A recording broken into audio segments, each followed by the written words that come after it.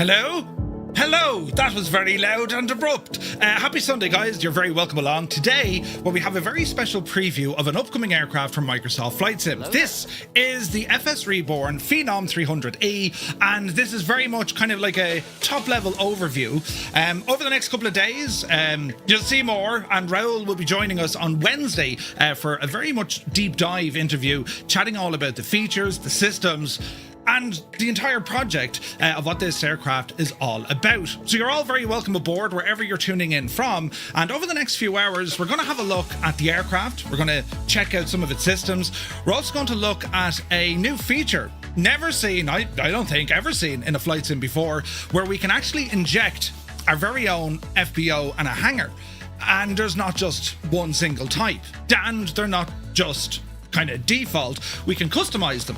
So we're going to be checking that out, and I want to show you how you can apply your own logo to these buildings. They're pretty savage. So that's kind of the plan of what we're at, and if you've any questions, I'll try and answer them. If I don't know the answer, I'll make something up. But sure, you know, I'm known for things like that. So you're very welcome aboard. Hope you had an awesome weekend. And yeah, very, very excited to show you this machine. There's been already a number of trailers released, hopefully giving you a good idea of what this entire package represents. I remember chatting to Raoul many times. And early on, you know, when we first met, I was asking, you know, I said, what's the process of making these aircraft, Raoul? And he stopped me. He's like, Murph, he goes, I don't just make aircraft. He said, that's not it. He goes, I'm trying to create an experience that other people can then go off and enjoy. And, well, you can see that now in all his products. So this one, it is just up the notch a little bit there, lads. It's absolutely incredible. So we're going to be showing it off here in a moment. I want to welcome everyone in. There's a good few of you here, so I won't delay. My intros only last about a minute and a half, but you've taken the time out of your schedule to come and see something like this. So I want to at least say hello, welcome in, and yeah, keep your questions coming. And if I can't answer them, you know, if they go beyond the technical ability of me, that bar isn't high. Raoul will be joining us on Wednesday night, and I'll be sure to bring them up there for him. So there's loads of buttons, people are pressing things, and well, you're all very kind. Thank you very, very much indeed. And we'll just kind of jump into it now in a moment. So let us know where you're tuning in from, right? We'll get an idea of where everyone's located around the world. That's kind of mad about these, but yeah, we'll see what happens. 60% of the time, it works. Every time. So yes, we do have some information we can share with you in relation to the release and all the sort of jazz. So keep your questions coming, right? So right, there's Janie, then there's a lot. We'll jump into it and have an now look and see what it's all about, shall we? Right. Usually I'll spend a couple of minutes just saying hello to everyone, but it's going to take 20 minutes, and then you'll say, get a load of this guy. Right, so we'll bypass that. I'll try and say hello as we're here in the chat. I've lots to go through though. I blame Raoul. He's after making a very technical product. Yeah, right, do you know? So come on over here and we'll show you this thing, because I say you're only itching to get started, right? I can see all the locations coming in now. That is incredible. These are all over the place, lads, which is great to see. So we'll start off at the beginning. This is the Phenom 300E, and well, we're loaded here into Shannon Airport here in County Clare, and this is actually a custom. This is payware scenery. This isn't like a default Microsoft Flight Sim scenery. It's payware, and you might see from the get-go, because then their buildings, where do they come from? They're not part of the add-on scenery, and you would be correct. So with the FBO system, you can actually pop these things in pretty much anywhere. I mean, as I say, if there's space for it, you can pop them in, all right? So looking at the aircraft right here in front of us, these things are just beautiful, man. Embraer always made very pretty jets. Anything from the, you know, the Legacy, then we had the Lineage. You ever see the Lineage, the big, massive Lineage? They're all kind of based on, I think, the 145 neck of the woods, right? The alerts are going mad. These are absolutely crazy. Thank you very, very much indeed for all the support, lads. You're very kind. I see so many locations where you're all tuning in from, like Florida, Minnesota. Just Roy's on the toilet, right? Where is it? Cotswold in the UK, New Jersey, Wisconsin, Cork, France. Let me see, Perth, Germany, Scotland, Poland is here as well. The Netherlands, Canada, Latvia. Very good evening. Kazakhstan. You're all very welcome aboard, guys. And as I said, I'll try and keep this flowing, so it's less of having to deal with. Right, and more you get to deal with the aircraft and everything that we're looking at here. All right. Now, let me know in the chat as well. Is there anyone? But put it this way, right? I imagine everyone has watched all of the trailers. I think that's the main thing. I think everyone has watched at least all the trailers. There's been one a day, and your one's voice. Keep watching. Right, giving you nightmares at night time. So in fairness, we're after getting a great overview from the trailers coming out, because they explain briefly. They're showing you some of the systems, the features, the sounds, of course. Just incredible detail here. And what's absolutely incredible about all of this, before we even dive further in, all of this project has been built using the native software development kit, or the SDK, for Microsoft Flight Sim. All of it. Which that in itself is an achievement. It really is. I mean, this is all being accomplished from using the default SDK system, and well, that's where Raoul gets his legendary status, you see. So, as you can see, we're looking at the modelling from the outside. The aircraft does ship with a number of different liveries, and I'm sure you guys can agree. I mean, visually, it's stunning.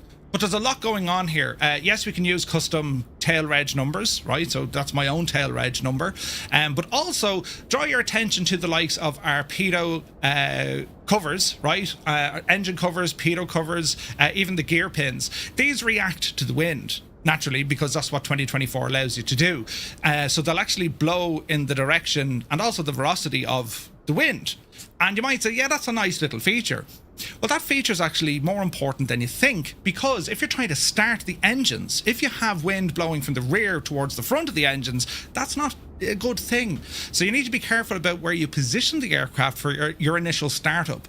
So you might need to get a tug, or you'd have to get some sort of a push, or reposition the aircraft. You need to be careful with this.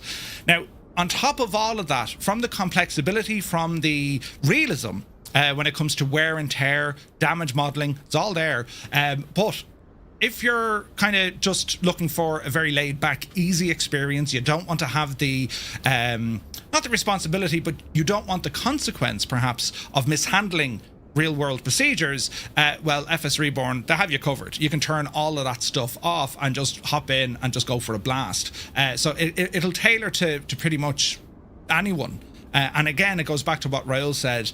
This is all about building an experience more so than just a good aircraft. Do you know what I mean? So again, we're looking at what we have. Static elements. You can see there's cones on the ground. We have a GPU and it's connected. You can see the wheel chocks are in place, engine covers on both sides, and all are removed before flight. Now, we will do a full rundown of the aircraft. My plan here, we're going to take it for a flight. And you get to see it in action. We'll show you what it looks like at night time, and all the jazz, everything that comes with the aircraft. It's more than just the aircraft. There's features and all sorts of other stuff going on. But I would like to start off, if you wouldn't mind, well, let's have a look at this FBO situation, right? So what we have the ability with the FSReborn Phenom 300E to place buildings. Right? And what we can do, we can we have a few options, different sizes, different types, right? And we can place these natively in the sim without any bother, really. It's all done through its own menu. Now, if you'd like to get your own custom livery or your own custom decal, you can see this Firefly Air. That's our virtual airline. That's custom, bespoke to, well, us, our community. Well, you can pretty much put what you want up there as well. That does require a little bit of going into the developer menu and a bit of file reading, and I'll go through that here today. So if when the aircraft releases and you want to give it a go, here's a video that you can look back and say, well, what did this guy do? He did it this way. All right, so that's the hope and that's the plan. So a couple of things to start off with. You'll notice straight away the detail And these aren't just kind of, just for aesthetics. You can use your pilot walking around, single person mode or third person or whatever. But your pilot avatar mode, you can actually walk around and inside these buildings. And I got to say, the modeling, it's absolutely spectacular. And again, wherever you see our logo and the Firefly Air, well, that's where your logo could be. Think of the fun and worry we'll have with this, right? Which is pretty cool. So, starting off here, this is one of a handful of different types of FBO, fixed-based operator. You see these at airports, things like Atlantic or Signature. Basically, it's an operations center for a specific airline, or it could be for a type of operation. A lot of the real-world guys would utilize these services from FBOs. And there's tons of them. As I said, there's Atlantic, there's, there's Signature, there's Millionaire. There's a lot of these throughout the world, but this is our own. And with FSReborn, you now have the ability to have your own, which is pretty cool, right? So again, when you're looking at the level of detail here, you got a lovely kind of a reception area, foyer area. Speed up your camera here. There's a bar, right? And this is just where details, you start scratching your head, because there's details in this, lads, which is absolutely brilliant. I mean, you go right in, sky wings, medal of almonds, fly high, or if you're looking more at the, the other beverages, we have Dr. Fizzle, must have sprung up overnight, and all the jazz. But there's loads of detail here. Absolutely loads of detail here, right? So as we move around the corner, as I said, there's an exit, right? And you've got a couple of controls to open and close doors and lighting and all this kind of jazz, right? So they've even modeled the jacks. Look, they've even modeled the jacks in your FBO. Isn't that wild? Merv, can you add the FBO to an existing airport? Yeah. So once there's space, you can add these things anywhere. I'll show you here now in a moment. Just want to show you kind of the level of detail and how savage this really is. Muse fan wants to know, did they flush? I don't think so, Muse. I don't think so. But absolutely brilliant. Dr. Fizzle, you please. Yeah. So you can kind of get an idea, just starting off with the FBOs, it just gives you that extra bit of immersion, I think, because, well, it's your own little base now. And how these work, this is situated at Shannon. I can go to another location in the world and drop in another one.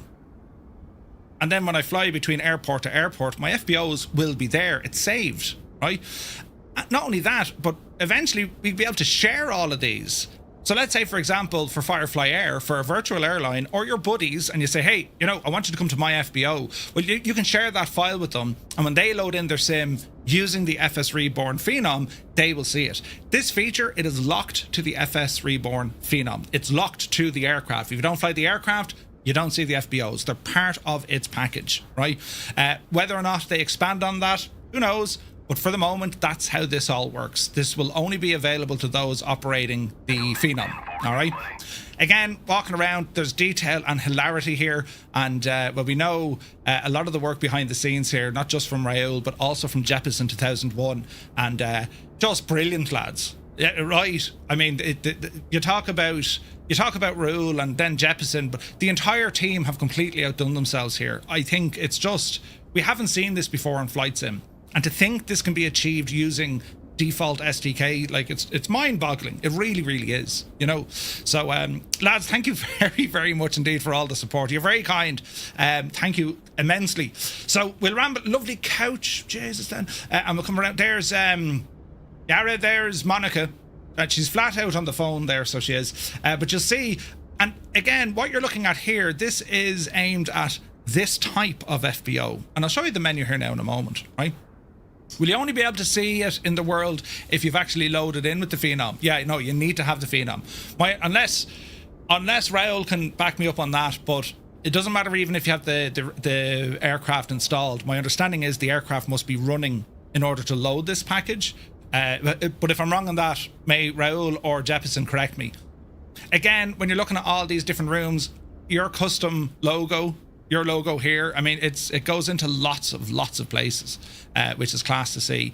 And even if we ramble out here, we have our little operations control room or control center. And listen, we ramble in. there's actually background ambient sounds in the room. Like it's nuts, right? It's absolutely nuts. Yes, you do need this version of the plane loaded. Yeah, so there we have it. All right. So that's FBO stuff, right? The fixed based operator, and as I said, we've different designs. There's different features to this as well, and wherever you see that Firefly Air logo, that'll also be the logo of your own logo.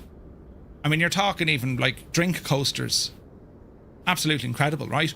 So that's the FBO. We'll zoom out of this here briefly because I want to show you now, well, the hangar, right? Because there's another building.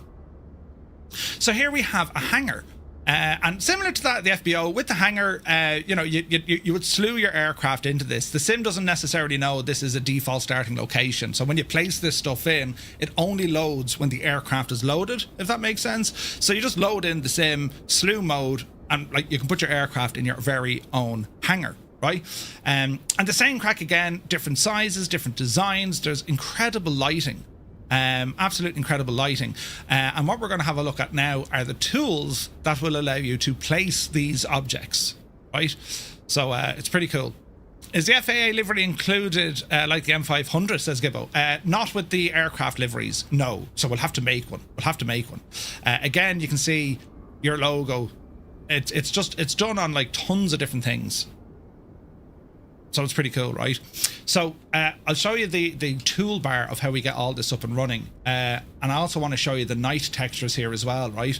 It's gas. This is an aircraft overview, but like we've all these things, options. So once installed, we'll get this new FSReborn logo up on the top screen. And when we click on this, you'll see this FSReborn FBO utility screen pop up, right? And this is effectively a map.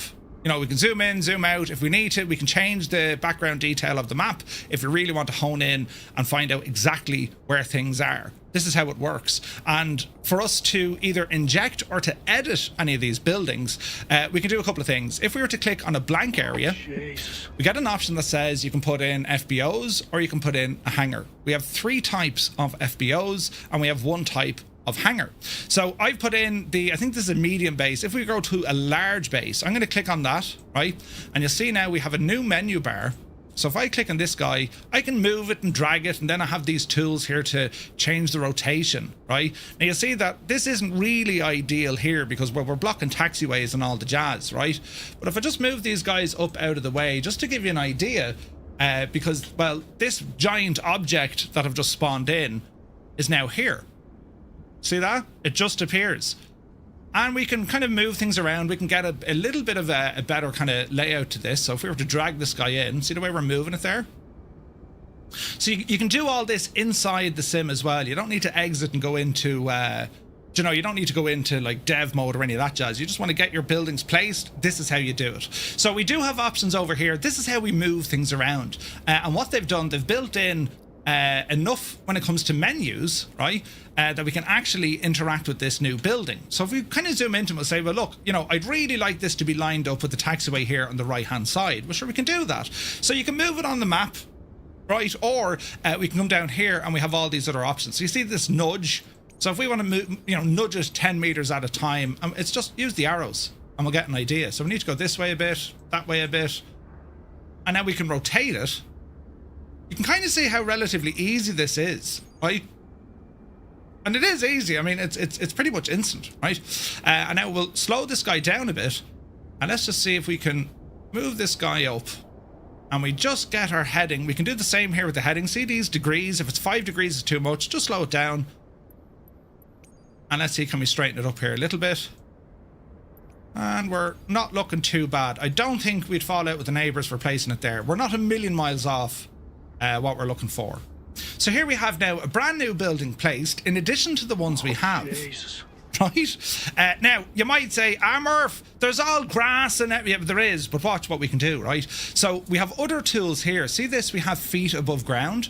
So what we can do, we can actually change the height of the scenery object, right? So there's no more grass. Now this might create a bit of an eyesore, but now we have other ways and other things we can do to fix it. So if we move this above the ground, and now we can also change the pitch, even the bank, if there's not flat scenery. If the scenery is kind of hilly or whatever, right? So if we were to change the bank of this, I'm not to hit me plane. Right. So if we do with something like this, maybe. Now there's still a little bit of grass there, and there's different you can kind of see the layout here. To get it absolutely perfect might take a couple of minutes, right? But it's not a big to do. It really isn't a big to do. As I said, we can lower things down. That'll disappear all of this stuff. Or you know, bring it to its full capacity, and then you literally drop it on top of something. You have all those options as well. All right. So something like that. Let's go with that. I think the grass is almost out of there, but you get the idea. Right. Other things we can do then, we have these visibility options. Now this is reading a folder after you set up a custom logo, right? And I'm going to show you how to do that now in a moment. But after you set up your custom logo, you can then apply it to buildings. Now at the moment, you have the option of using the default FSR. You can have one default custom, and then you have none. So there are your three options. So I saw a couple of questions, you know, hey, can we have like multiple different logos? At the moment, no. You have one for FSReborn, one for you, and then one, nothing. There's just nothing there, right? So if you have a look at this, you have your landside entry, concierge, car logo, you have all these different ones, right? So I have to find this one. This looks like the hangar logo. So it's currently set to FSR. It goes to hidden, or it's going to load in my user file. Not deadly, isn't it? And that's as quick as you do it. Also, you have an option here. Do you want to put the, see the canopy? Right? And then your interior logos. The airside canopy, if you don't want the entire canopy, you can actually turn that off. If you don't want a big canopy over it, maybe your aircraft is going to be an issue, right? Turn those off. Landside canopy wall, again, you can turn stuff off out the back, so you have this little feature in the back here, and this is where it comes to you absolutely being able to customize things. Even the car, right? You can see the car. So if we were to say, look, where's this now? The car logo. Where did I see that? Concierge car. It's kind of mad, isn't it? Like, it is mad, right? And then we've other things. You have this central lighting feature shown, landside canopy wall. Pop it in, airside canopy, we can appear and close that as well, right? Now, when we're looking at this building, as I said, then we have these animations, right? So if I scroll down further, we have options under here. We'll disappear these so you can see them. And these are our options. See visibility, that's what I was in. And now we have animations. So the hangar doors, let's go ahead and open them, right? Do you hear the sounds? Hello there.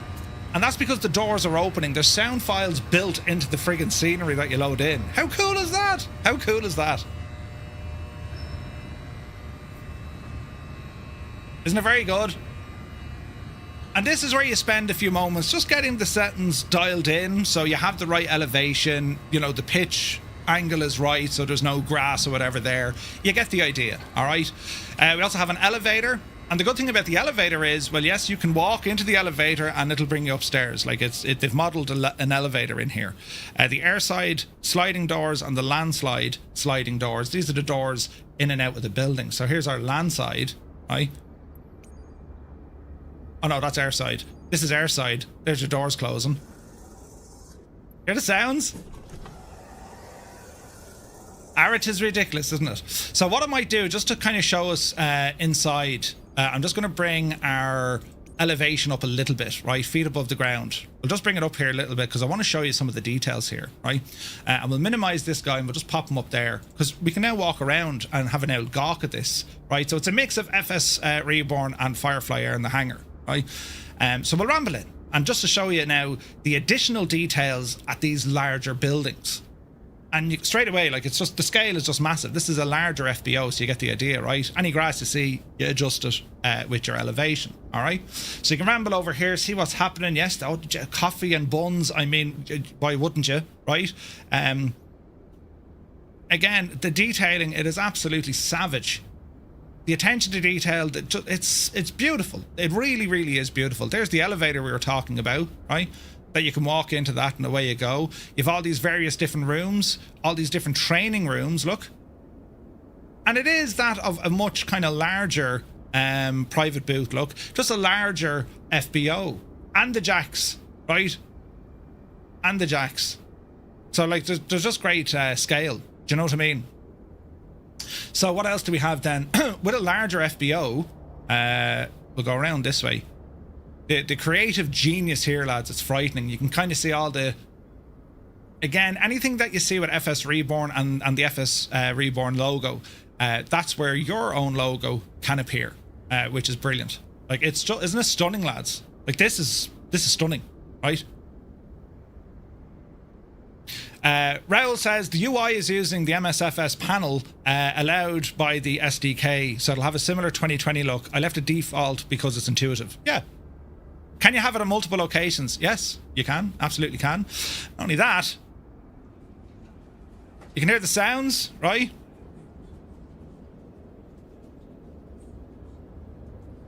And this will lock to this whatever time you have in the sim.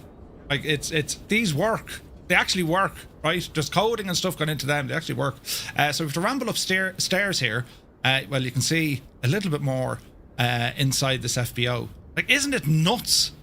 This is like, you could just pop this in and like, you can make one, have your logos on it, then you can share it with your community, and then maybe everyone has the same. Right, lads, we're doing a Phenom 300E flight. We're all going flying into this location, and here's the FBO package. It's awesome. It's awesome. Loving this. So from the elevator again, we can go rambling. Signs on the wall. What's down this way? Ah, the pilot's lounge. Well, let's go into the pilot's lounge. What's happening in the pilot's lounge? Oh, it looks very comfortable. There's Jemima. Enjoying the views, Jemima. Good woman yourself. But what's awesome here is, you'll notice we're now looking down into our new hangar. What a spot to, well, like, what a location to be at, right? So we're now looking inside our hangar. And that's from the pilot's lounge. And again, you have additional buildings in here. There's more sounds, there's more animations. You get the idea. There's lots and lots of stuff going on. Isn't it class? Absolutely class. Now, to see these things at nighttime, this is where it kind of goes from wow to right? And I'll show you that now. So we bring the time of day down. Isn't that something else? And your logo, there's 2 files we need to edit for your logo. Your logo will be lit up in lights. Like, isn't that incredible? Any logo, anything at all. Like, I'm terrified to see, you know, what yous are going to do, right? Question there, is the Phenom only 2024? Yes. Yes, the FSReborn Phenom is a 2024 exclusive. The reason being, it's built using the 2024 SDK. No compromise to backward compatibility. That is how we are able to have this kind of stuff. And this stuff has never been seen before in Microsoft Flight Sim. I don't even think we've seen this level of detail on any sim when it comes to flying at all.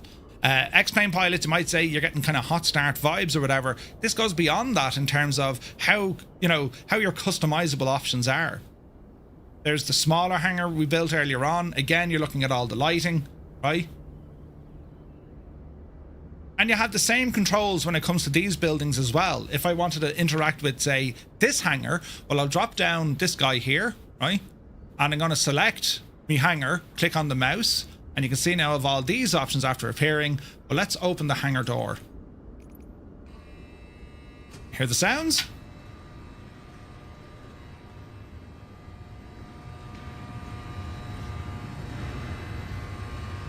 And there's our hangar door opening. Isn't it nuts, isn't it? It's nuts, right? So this is just like, this is a release in itself, isn't it? Like, it's a release in itself. This is everything lit up at nighttime, just to give you an idea of our nighttime textures. It's just class, man. It's beautiful, absolutely beautiful. Very atmospheric, very immersive. You know, ramble around the back here. And then if you go upstairs, yep, you dibble you. I tried to get lights like that for my living room. Mr. Two-Tone wouldn't allow me. She says, no, Murph, absolutely not. You're not getting them, right? So you get the idea. Isn't it pretty cool? So it's all FSReborn is the developer, Winkle Gossler. So as I said, this is a custom payware airport, and there's just a bit of space over here that I can plant all this stuff. Isn't it mad? So what I want to show you, we'll put the time back to daytime. What I want to show you is, well, how do we put in a custom livery or a custom logo, right? Because that's I'm sure that's what everyone is going to want to do. Now, the beautiful thing as well, once you have this asset installed, once you've set your scenery or your FBO, it's automatically saved. That's it. turn off the sim, come back next week, turn it back on, load into the Phenom 300E, and this will appear at the airport you left it, or multiple airports. It's saved to that aircraft package, if that makes sense. Yeah. So we'll show the plane here now in a few moments. So what we're going to do here, I just want to show you how we get our custom logos, right? Because well, if you're acting like me and I'm a complete idiot, it took me 7 minutes less from start to finish, right? So what we have, the program we're going to use, it's a freeware program. It's called paint.net. And the reason why it's paint.net, it is the easiest. It is the easiest, right? So we download paint.net, and then we need to download the custom logos mod, which is a file from FSReborn, and that will be available over on the FSReborn Discord. That's where you can grab this file that we need. We unzip said file when we download it, and we put it somewhere handy, like your desktop, or it does not go into the sim. You just put it somewhere handy, right? We then launch the sim with the Phenom installed, right? And we have to enable dev mode, right? And I'm going to show you what all that's going to look like. So we've extracted the file, and now we're loaded into the sim with the Phenom, and we need to go in and enable dev mode. Now, dev mode, you see it up here at the very top of the screen. Dev mode. All right. After we enable dev mode, we're going to go into select file. So file, right? And we're going to go to open project. Click on open project. And here it's going to start looking anywhere on your computer. So you just need to point this to where your file is, right? So what we do, we select the folder we just unzipped, and we open the FSR Phenom FBO Customs logo XML. So once we point it to the Phenom, or wherever you extract it to, see this XML, everyone will have the same. You'll see package int, package definite, you see all this stuff. The file we're looking for is an XML file. We click on that and we hit open, right? Dev mode will take a few moments. If it crashes, that's the dev mode, right? That's just where it is. It shouldn't crash, I hope. But if it does, we'll try not to get too worried, right? Now, it's just loaded the package, so that's why you've kind of weird things on your screen. The fact that I've done this already, it might come across as a little bit janky. But we'll try not to worry, right, as it loads in the aircraft. Now, next step. We select the line that shows aircraft Phenom, basically this one. Do y'all see this line here now? That is the one we need to select. There's a line just here. After you load or open the package, you got to click on this guy here, all right? And what I would say to do, if you right-click it, you can build and mount. Build and mount it, right? So you click on that. Again, the sim will take a few moments just to figure out what you're asking it to do, and then we can continue on from there. A console might open up after we've done this. The console is showing you all the different bits and bobs of the aircraft. We don't need the console. So here's the console, right? So we don't need the console. We're going to close that. And now that's it. We're now live inside a project editor, and this is where we can kind of have a bit of fun, right? Your cameras might cycle. It depends if you have custom views. But apart from that, we should be grand. Now, next job we need to do is open one of the folders that came with the file. The file that we downloaded, we extracted it. Well, in there, there's a folder that we need to open, all right? And we use paint.next to do it. So I'll show you what's inside the folder. Inside the folder, we're going to go into... We'll go back one so you can show you, right? Go back one. This is our folder, right? These are all the files. We're going to go into a folder called package sources. Now, lads, don't worry. There will be a full write-up on how to do this, but I only want to show you for, at least some people prefer the video.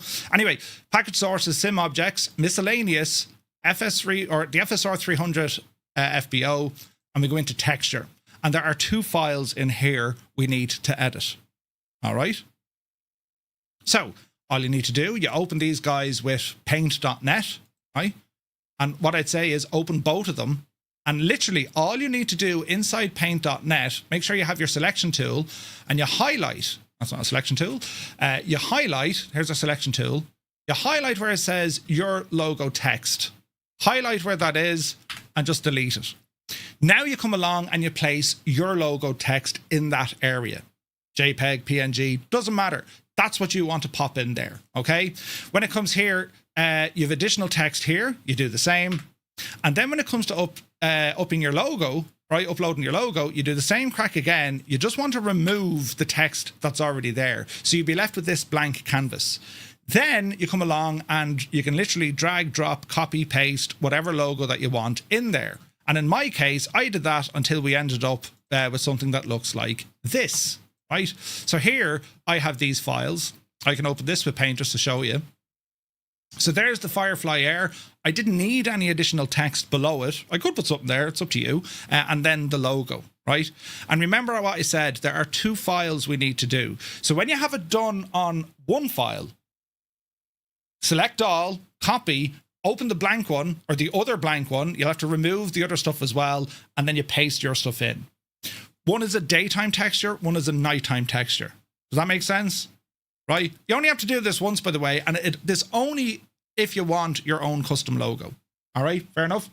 So once we have that done, we save the textures, right? So we save, they're all saved, right? Don't save because I don't need to save them. I already have them, right? But you would save them.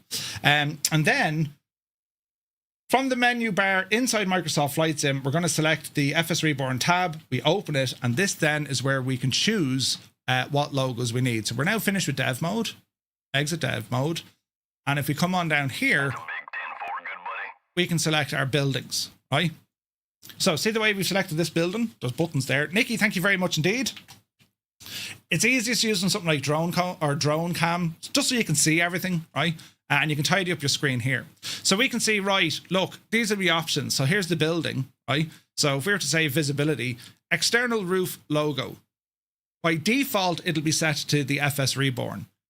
Or you can have none, or it's now reading that file that you've just created, that texture that you've just overridden. That's how you say, yeah, okay, it works, or do I need to move it, or you know what I mean? All right. So that's how you do it. And because you have 2 files, a daytime and a nighttime, that's where you get the lighting effects in the evening time. All right. Once you're happy with everything, what we do, we close the project, you find the folder, which again, there's going to be a write-up of this in the file we already had. You'll find the folder, and this now contains a new folder, right? It'll say custom logo package inside the project, right? So we'll go back out to here, sim objects, package sources, go back one as well. You'll find it in here, and then this is the one that you go and drag into your see this one here, user logo. This is the file or the folder. You now drop it into your community folder, and that's it. Or you can share it, and that's it.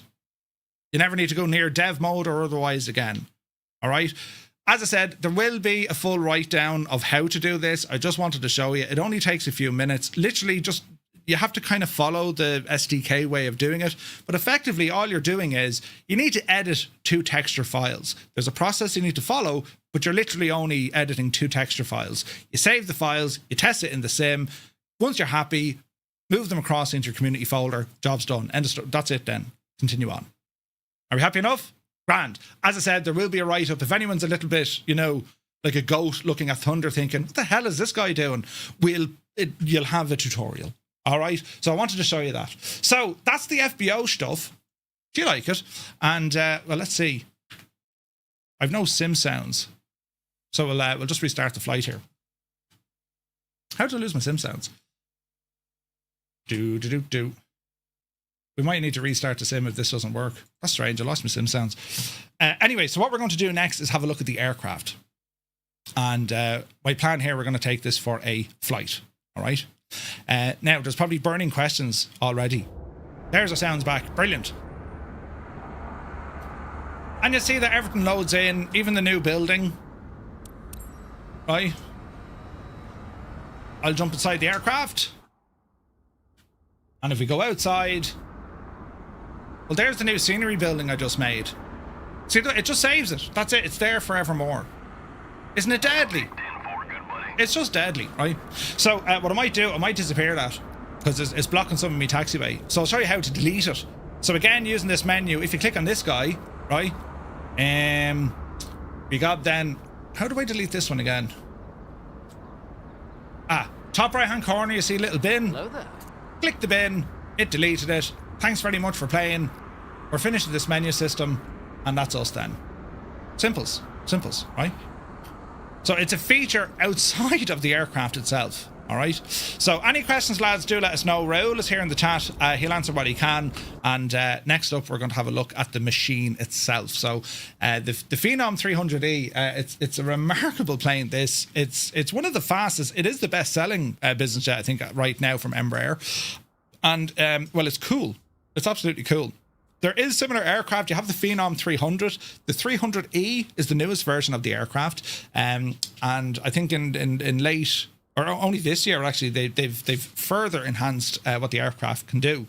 But to start us off, right, we'll just go for a bit of familiarization. So here's our main cockpit. We have pilot flying, pilot not flying, or whatever way you want your crew, okay?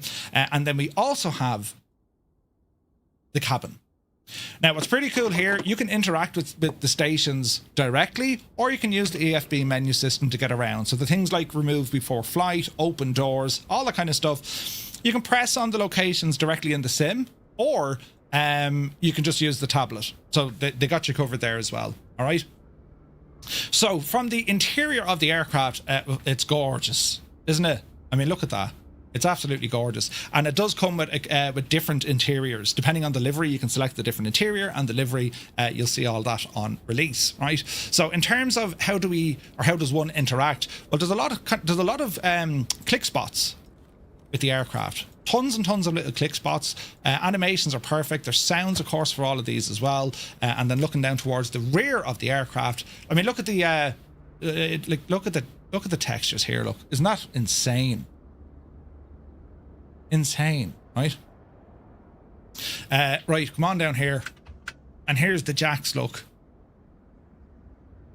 Yep. So here's the jacks. It's amazing how important the jacks is. But it's more obviously than a jacks, because we have all these, like, there's stuff here and you can actually see where things are, including a life jacket inside in the jacks. I mean, think about it, right? There you are doing your business. The next thing, no, you're in trouble here, lads. So they thought of that, which is cool. So we can close the doors here. You know, people are probably asking, does the jacks work? Don't stand on the jacks, by the way. I probably need battery power on, do I? I probably need battery power. The jacks flushes, you'll hear the sounds. The blinds, you can use them yourself. They're movable, so you click and drag, or press and hold, and then drag. All right, and then you'll see just the detailing. Sounds, all that sort of jazz. It's absolutely fantastic. Our fire extinguisher back here. You'll notice then we got cushions. Anyone familiar with FSReborn? No ordinary cushion, as Q would say to James Bond. And we do have some tray tables here. Again, the reflections, beautiful. I mean, and you know, you can see it there, hopefully, on the reflections. See where we have the window open, we close the blind. It's beautiful, right? Visually stunning. There's also another feature here, armrest, and we have a onboard or in-flight entertainment center, currently off because the aircraft is off, and we'll show you what that can do a little bit later on. But there is a control panel inside the cabin, right? I haven't broke it yet. No, haven't broke it yet. Right, so we'll continue on. Again, there's loads of little things to explore. I'm not going to show you everything because, well, I want you to have the fun to get around there. This is an Easter egg that I absolutely love. It's a bottle of hooch, and it says Saint Raoul, and I think it's absolutely gorgeous. I think that's brilliant to see. There's Raoul with his family. I think it's brilliant, and love to see it. Love to see it. And of course, the drink is called Saint Raoul, right? Knock you for six, but it's the detail, right? The detail is class. So I very much like it. Looking around the aircraft, you notice how lovely and clean it is, right? That mightn't always be the case. And also when it comes to resupply, be it, you know, cups of coffee. Yes, there's a coffee machine. Yes, you can put cups in for the coffee. There's all of that jazz. And then we have assorted magazines for your flight crew, right? So yeah, there's lots going on. Lots and lots. So the aircraft itself, when it comes to click spots, what I'm going to show you, we have here the FSReborn EFB. Now we can maneuver this. If you get into the aircraft and it's gone scoways, right click the bottom left hand corner. You'll see where the icon will change. The cursor will change to a hand. Just right click it, it resets it, and then you can move it around to your heart's content. right? So inside here, we're looking at the status page, and this is where the aircraft, if you're impressed already with the FBO stuff, right? So with the aircraft, it's giving us a status overview of the critical components modeled of the aircraft. And we can see we got our battery 1, battery 2, we can see tack hours, we can see the battery status, its current capacity in terms of voltage, right? We have tires, tire pressure, right? Brake pads, air pressure, and tire status. We also have the engine 1 and 2 tack hours, and then we can see bulbs. So on this page, it's a very quick reference. Everything says okay, grand, right? But what if we want to go a little bit further than that? We can then go into our maintenance tab. Just down here at the bottom, it's a touchscreen. So on the maintenance tab, this is where we're getting more information. The aircraft is very much alive. There's wear and tear. Systems will fail depending on not only how you handle the aircraft in terms of flying it, bouncing it off the runway, fast taxiing, all this sort of stuff, but also from the systems. If you leave something on and then you say, hey, let's turn on the engine, it'll see all of these issues and you'll damage it, right? And then you have wear and tear. If you don't perform maintenance at the the regular maintenance intervals, well, systems could fail. That's how this works. Now, if that's beyond what you want out of your flight sim, you have options to turn all this off. It turns it all off. There's no consequence. If you don't want consequence, you can turn it all off. If you want consequence, and I've broken this thing, the first time I've powered it, I've broken this thing more times. I'd like to say that's what you try and do when you test things, but genuinely been caught out. I've broken the engines on this so many times, right? But anyway, you can see here, so if you click on any of these dots, they're going to bring you to another station. So see, for example, we have, here's the engine. All right. There's engine. Here we have the generators, right? Generator 1, generator 2. Okay. Well, what do we have here? This is the engine management. Okay. Here we have the hydraulic pumps. And again, you can see, well, look, you can perform maintenance or replace them. You can replace them. And they say, look, the regular maintenance for your hydraulic pumps should be every 300 hours. So if you follow this, you're going to be good. Your mileage will vary depending on where you're flying the aircraft, how you're flying the aircraft, all the sort of stuff, right? Then we have our vapor cycle system, and it explains to you what this is, right? This one, I want you to remember this, because if you're like me, you will break this many times. Many times you'll break this, right? The vapor cycle system drives the air conditioning compressor and the cabin evaporators that provides cabin cooling for the Phenom 300E. And on the ground, air cooling is driven via the compressor drive, and running the aircon at high speed on GPU power without the engines or leaving it on during engine start can cause additional stress and accelerates wear on the compressor. Right? So you can break many things. Let us know as well. This is the aircraft in its current state is pre-release. If you see anything, let us know.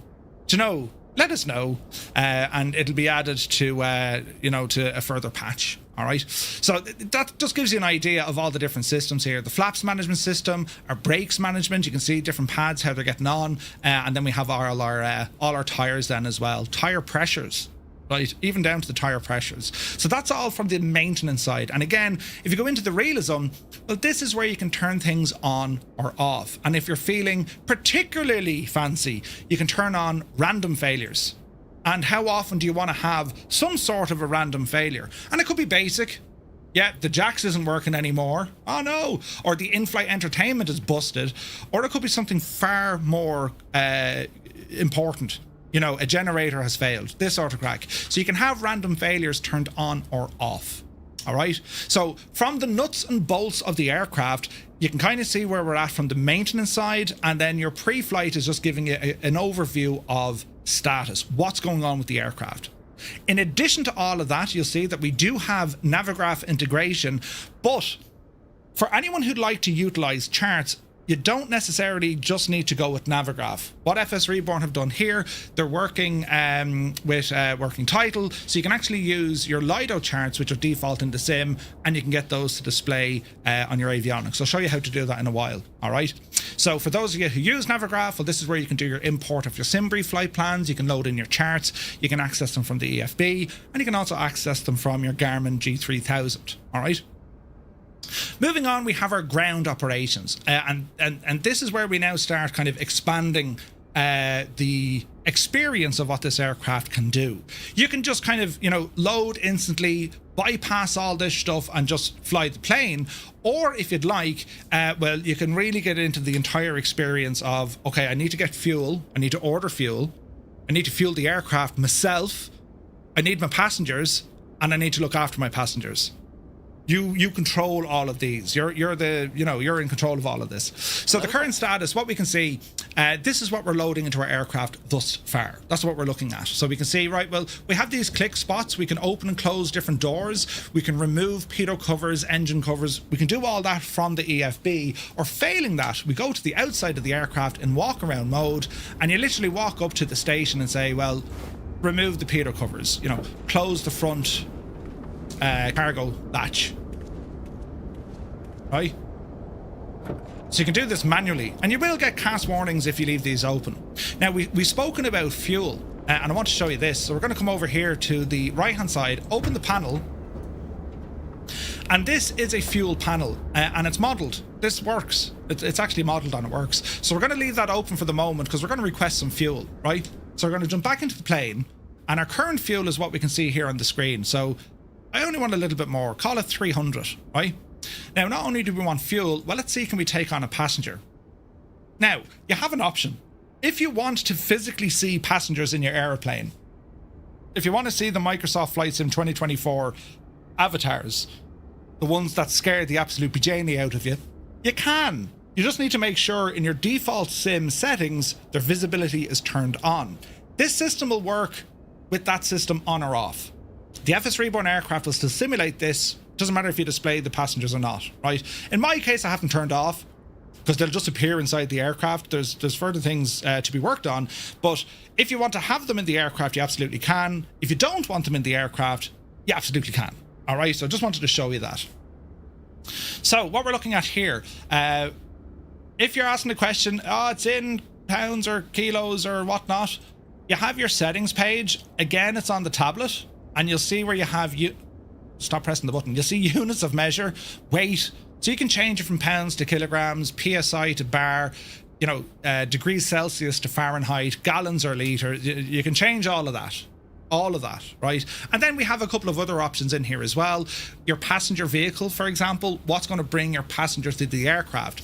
And what's pretty cool about this, if you have the FSR 500 installed and the custom vehicle pack, again, that's available over on the FSReborn Discord, well, it will detect those vehicles associated to the FSR 500. So you can use them, like your Fanari or Lamborghini and so on, right? For purposes. Or you can just keep it on auto or just use a blue van. Right, so this is where you can kind of set up all of these things. I'm going to leave mine on the out for Ari for the crack. So what we can do, we're going to go back into our ground ops. We've one passenger weighing 167 pounds, and sure, we'll take a second passenger. So see where the numbers are? This is where they're going to be seated. So we'll leave this guy blank. We'll put 2 and 5. They're having a domestic. They don't really talk to each other, and they want to sit across from each other, right? So we'll put it, 130 and 170 pounds, and our fuel. Now, this is where we have our options. We can load in real time, or we can load instantly. Instantly bypasses everything else. Or we load in real time. I'm going to click load in real time, and now we can see this is the FBO simulation. The fuel truck, well, they've requested the fuel truck. Passengers, they're currently waiting in the FBO, and we're waiting on the vehicle. So they're requesting the fuel truck right now. It's dispatched, it's on the way, it'll be with us in about 2 minutes. There's now a fuel truck on the way to us. So we'll carry on doing what we're doing. So our trucks are in play. We're going to remove the engine covers, the landing gear. We're going to close, we can keep the cargo doors open. No doubt they're going to have luggage, right? But what we will do, we're going to connect the GPU, and we'll put out our little red carpet. Because, well, we want to load passengers. So you can see now, there's the GPU, and there is our little red carpet. All right? So with the GPU, we'll go back to that in a moment. When it comes to the aircraft systems and the flow charts for this, there is a manual available. This is going to be available either on the FSReborn website, or it's going to be over on their Discord. This will tell you everything you need to know about the airplane. There's over 100, there's 133 pages of stuff. And you can follow it all the way down from learning about the systems of the aircraft, the engines, but also it goes into your normal procedures, emergency procedures, and all the jazz. It's a full, I'll explain everything to you. This is how the machine works. So there's a bit of bedtime reading there if you want to go through it, and you'll learn about how the FADEC system in particular has been modelled. I can't remember how many lines of code, Raoul, but like tens of thousands of lines of code, how all of this how everything works. And like, you know, when you're looking at the manual and you start seeing, oh, hang on, this is far more than just kind of basic stuff. This is modeling, sensoring, technical data, next level stuff, lads, right? So that's the idea. All the systems, what you can do, what's happening during engine startup, what does the ICAS or ECAS system, what do all the different alerts mean, how do we fix them, and so on. Then we go through the engine oil system, and then we've the electrical system, and so on and so forth. You've got an absolute, you know, barrel load of information in this manual. All right. Raoul, actually, when is the manual available? Can anyone grab this? I wonder, because it might be handy for folks prior to you know, jumping into the aircraft to do a little bit of reading. Do you know what I mean? So that's available there, right? Tomorrow, grand. So you can pick up the manual tomorrow. That's the manual now, Raoul, yeah? Right, so I'm waiting to see Mr. Fuel Truck. Let's have a look. We're going to turn on the batteries. Battery 1 and battery 2. And if we have a look down here, a couple of things we need to check inside the aircraft. So we're going to turn on our in-flight entertainment switch. That needs to come on. Flight controls reset, leave it alone. Packs oxygen. We're going to make sure that's pushed down. We're going to move up here. Our electrical gens go to auto. Pneumatics go to auto. And then we have our annunciator test. We'll do all that in a moment, right? So literally for now, we just want the aircraft to start powering up. We're going to turn on our emergency lights. Turn on our nav lights. We'll click OK here. Everything's just going through its normal setup. We're going to go in and bring up different displays, what I want to see. So on the left hand side, I want to show the aircraft. On the right hand side, I want to show our electrical. Now, this is using the working title G3000, which means we can actually move the screens and say, well, what do you want on what screen? You have an option. So I'm going to bring the checklists up over here. See that? And now we can see our aircraft, and now we can see our flight stuff here too. All right. So that's all grand. Fuel on board. That's all grand. We're going to hop out now. So see the note I'm after getting? Here's our fuel truck, and it's telling me to remove the fuel cap. Yes, sir. I'll do that for you now. Be Janie then. So we'll come over here to our fuel cap, and we're going to remove it. Fuel cap off. Okay. So it says set quantity and open the fuel valve. All right. So let's see. We're going to... Easy now, Murph. We're going to open the fuel valve. And it now says refueling in progress. So that's now refueling the aircraft for us. Now you can skip all of this. If you don't want to do this stuff, well, you don't need to do it. But if you want to get this experience of, yeah, well, I'm the pilot, therefore I got to make sure we have fuel, I need me passengers, and so on. You could do all of these things. So that's now refueling the aircraft. You can see the quantity starting to increase because I've set that inside the EFB, right? So that's what we're showing here. It's now refueling it, and you have these little icons they'll appear, so they're telling you what's happening with the aircraft, right? So single point refueling, that's going in. We'll get a note to say, yeah, it's now done. And once it's done, but we need to close, we need to shut off the valve, close the fuel tank cover, and close the door. Otherwise, something terrible could happen, right? Is the bird study level? It's high fidelity, Dave. Yes, it is high fidelity. Yes. Like, the aircraft is designed for single pilot operation, meaning that it's actually quite easy to hop in and go flying. It's actually very easy to do it. However, to get a better understanding of the systems and what could go wrong, right? So here's a little close the fuel valve, Roger. I pressed the wrong button. Move across here. And I will close this switch. We need to close that. And that's done. Battery off. close the little switch, and then close the panel. And that's our refueling done. So he's happy enough. He's now driving away, and we can go in now and check our fuel on board. All right. So far, so good. So GPU, it is connected. We just need to turn it on. Or maybe I didn't connect it yet. So we're going to come back here to ground. GPU connect. And we can see our light on here to say GPU is available. If we're unsure, we can actually look at our electrical system. It says the GPU is connected, but it's not running yet. All right. So let's go ahead, turn on our GPU. GPU is connected, and you can now see that we have our sheds 1 and 2, DC buses 1 and 2, central bus, and then we have the emergency bus here as well.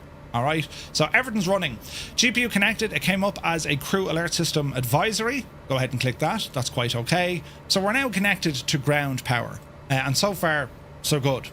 So next thing, we're going to go through a few more bits and pieces. We can see now, according to the FBO, our passengers are on their way. They should be with us in about 2 minutes. Crikey. So we'll keep out an eye for them. Before we get to that, well, it's time to configure the aircraft. So we have this annunciator test switch down here in the bottom left. So we're going to go in and start utilizing this. And we just move the mouse over. So we're going to check the annunciator. We're going to press and hold it. And what we're looking for here is illumination of a couple of lights, your annunciator lights. So you can see one here for a cabin dump. You can move around here and see another one for our pusher cutout. So you're just verifying that these lights are working. Also, you have this emergency electrical one here as well. Gibbo, thanks for that, buddy. That there, lads, is the link for the FSReborn Discord. I'll copy it a second time so our viewers on YouTube will see it as well, hopefully. So that is the link. So yeah, there is a bug we found. It's not with the aircraft. It looks to be something from working title. See the flight ID? It brought it in twice. No idea why it is. I've only put it in once in the sim. It's something that Raoul says I can't see it, but when you put it in, so we think it could be a working title thing. But yeah, it has been flagged. But yeah, great eyes, Finn. You caught that well. So that was the first test. Next, we're going to go for smoke detection. So what we're looking for here is going to be an ECAS warning and then some bells and whistles. The passengers are 40 seconds away, so we'll do this before they get here. Hello there. Fire. Okay, now we'll do the fire warning for the engines. Fire. So we can see engine 1, engine 2, fire. Fire. And then we go to the far side, we can do stall protection test. Stall. And we do our ice protection test. So we're verifying we're getting all the warnings on the ECAS system, all right? Stall. Now if we have a look here, well, our vehicle with our passengers should be arriving in about 10 seconds, and here they are, look. And that's the vehicle. That vehicle is actually read from the M500, the FSR 500 add-on. The Phenom comes with its own, right? So there's our passengers, right? You've seen this before if you had the FSR 500. You've seen similar stuff, right? So I pressed the wrong button. We'll go back inside the aircraft. So we can monitor what they're doing. So it says, look, they're preparing to board. They're unloading their cargo from the airplane. Now they're loading the airplane, and the passengers are taking selfies, as you do, right? So we continue on here, loading the airplane. Once this is all finished, we'll start worrying about powering up the aircraft. Our main kind of job here is making sure our systems are indeed working. All right. So we continue on to our flows. Hydraulic pumps will be turned on. Fuel pumps go to auto. Right. Passenger signs. We want these guys to sit down and you know, be quiet when they get on board. An important thing to check out here, and remember we mentioned this earlier on during the aircraft systems, right? And it comes down to the environmental control system. If we were to turn on, now we're on the GPU, so we can turn this fella on, right? If we turn these air conditioning fans on, and we go to hear them powering up, and see this VCS, that's now turned green, letting us know that it's on. Make sure that's turned off before you start the engine, otherwise you'll break it. And if you don't have air conditioning, well, your passengers aren't going to like that at all. You know what I mean? So you want to watch for that, all right? So the system is working. I don't need it right now, or at least I don't think I need it. Again, looking at our environmental controls, the cabin is set to 15, it's currently 20. The cockpit is set to 15, it's currently 25. It's a little bit warm. So we might start up the engines now in a moment, and, you know, once everyone's in situ, we'll turn on the aircon. So from our FBO, they're now loaded, everyone's in. We can go in and look at the cabin comfort screen. So we have Anders Middleton, a first-timer, and then we have Amika Solberg. So we can see some information about these people. Now, it's important. This little finite... Can I get a refund? No, there's no refunds. This little information here is important. If you're a first-time flyer, well, they're just going to be ecstatic about everything. Oh, this is great. They're not necessarily going to worry too much, you know, if there's a bit of dirt in the cabin or, you know, maybe a light didn't work. Amika Solberg, however, is a VIP. They're going to be far more moany and, you know, conscious of what you're doing in the aircraft. So there's more going on here than just, yeah, there's a couple of passengers in there. So we need to be aware of that, right? Now, we have said, we've already pinged the fasten seatbelt sign, right? Now, we have PAX cabin lighting. I'm going to turn that on to the passengers. Our in-flight entertainment is already turned on, right? And what else do you want to do here now? So the signs should be seatbelts on or off. We'll turn them back on. So they've now been told seatbelts need to be on or off. All right? 100% giveaway, yeah. Right, we continue on. So passengers are loaded. We'll go back down to our ground ops. And at this stage, we're going to close the aft cargo door. Park and brake is set, so we're going to remove the chocks. And what I want to do here now, I want to import a flight plan from SimBrief. Now, we can do this manually through the aircraft, or we can use SimBrief and we can automatically horse it in. So if we look at our flight plan, we're going to click import from SimBrief. I need to update that, that's why it didn't work. SimBrief username, I've changed all this, look. I think that'll work. Try it again. There we go. Right, so here's what our flight plan looks like according to SimBrief. We're going to be departing out of Shannon and we're flying up to Dublin. We can see what our block fuel is going to be, ground distance and all the jazz. We can see everything what's happening here. All right? He knows you haven't started the engines and he's not putting on a seatbelt. I simulate that. The VIPs are stubborn. Right? Adam Controls, thank you very much indeed, buddy. Right, so we have all this in SimBrief, and I have a setting here that'll say, do you want to send the SimBrief plan into your Garmin G3000? We have that option to do. All right? Otherwise, you turn it off and you have to horse it in then yourself. You put it in manually. All right? So, I want to initialize a couple of things of the aircraft before we go. So we're going to come down here. Before we go into any of this, we're going to come back one. We're going to go into our utilities and we are going to set up our initialization. So make sure the aircraft is good to go. First and foremost, we're going to start with our voice recorder. So it's going to go off and do that. In progress, and we'll get the green lights to say, yeah, all is well. That's all done. The next page now, this is going to be the alerts. So we're going to check for the TOS system test, terrain alert warning system. And we should get an oral confirmation if okay or not okay, right? And it's kind of a go, no go. If you get a failure here, you need to go back into maintenance. You can't perform... System test, okay. You can't perform maintenance in the sky, do you know what I mean? We'll do one now for our traffic with ADSB. And we'll see what happens. What happens if I had bad sushi the night before?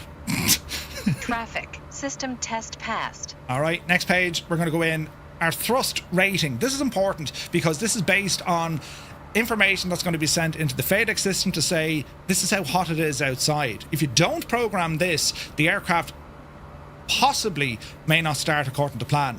The FADEC is pretty cool. It looks after almost everything of an engine startup. But the only thing it won't monitor is your N1 rotation for a hung start, and I think it's high oil pressure. It'll cover everything else. So we're going to set the data. It is currently 18 degrees outside, and we're going to send that into our main system. So that's coming up next. Right? So, that's all looking good. Down here is all looking good. Engine switches are currently off. We'll be starting these up now very shortly. Data accepted. We'll say OK. So next thing is our flight plan. So that's happy enough with everything that we have. We can accept this initialization. And now we're good to go. Now, we'll go into our flight plan to confirm. So Agini, we can put in the procedure. So we're planning our departure here out of Shannon. We're on the Agena 3 Bravo, X runway 24. So let me see, Abigail, Agena 3 Bravo. That's it there. And we're going to load. And then later on, as we come down into Dublin, we have destination. So we can go procedure. We're going to put in our arrival. The arrival into Dublin is the Oscar 4 Lima. So we'll scroll down to Oscar 4 Lima. Oscar 3 Romeo, Oscar 4 Lima. Runway 28 left is what we're aiming for up in the big smoke. So 28 left. We can load that. And then our last procedure, we can actually put in the ILS approach. ILS for 28. Transition is probably from pizza. That's our initial approach fix. And we can load this in then as well. Minimums, you can put it in there. I know we'll call it, it'll be on our charts, but we can put this in directly ourselves. Just call it 250, enter that, and load. Not approved for GPS, that's quite okay.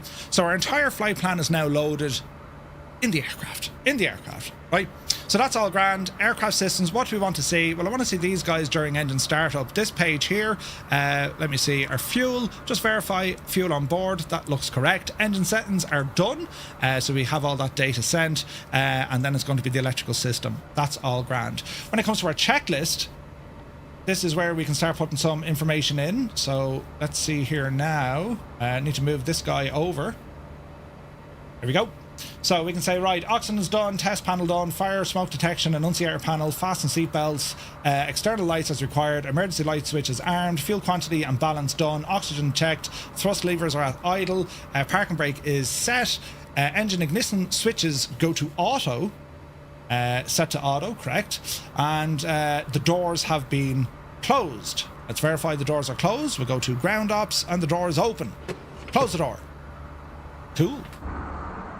GPU is still connected, but apart from that we should be good. Quick check over here to make sure all the external stuff is removed, especially that gear, the engine pin or the landing gear pin, and our GPU is set. Okay, lovely hurdling. We can now go to the next page. Again, if you don't want to follow this, you don't need to follow this, right? But it's all there for you.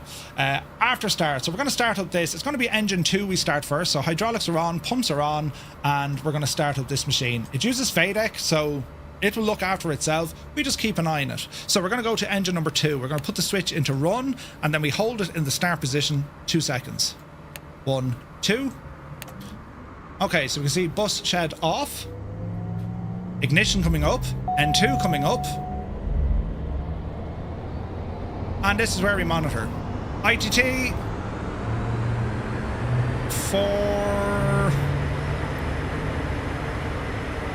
484, and N1 is coming up, and that's a good start on the right hand side. So we got a good start out of the engine. All right, moving across now. At this stage, because we have the generators up and running and we can verify generators are running, you can do 2 things. You can disconnect the GPU after one engine start, and if you do, the right engine will actually increase its power output to enable the left engine to start, or you can keep the GPU in and you'll get the very same startup sequence. So for this, we're going to remove that ground power unit. So I'm going to turn off the GPU. I'm going to come back here to ground. We're going to disconnect, remove, and now when I go to start up the left engine, you're going to see the right side increase. All right? So we'll do the same. We'll go to run, and we'll press and hold start for 2 seconds. There's the right side increasing,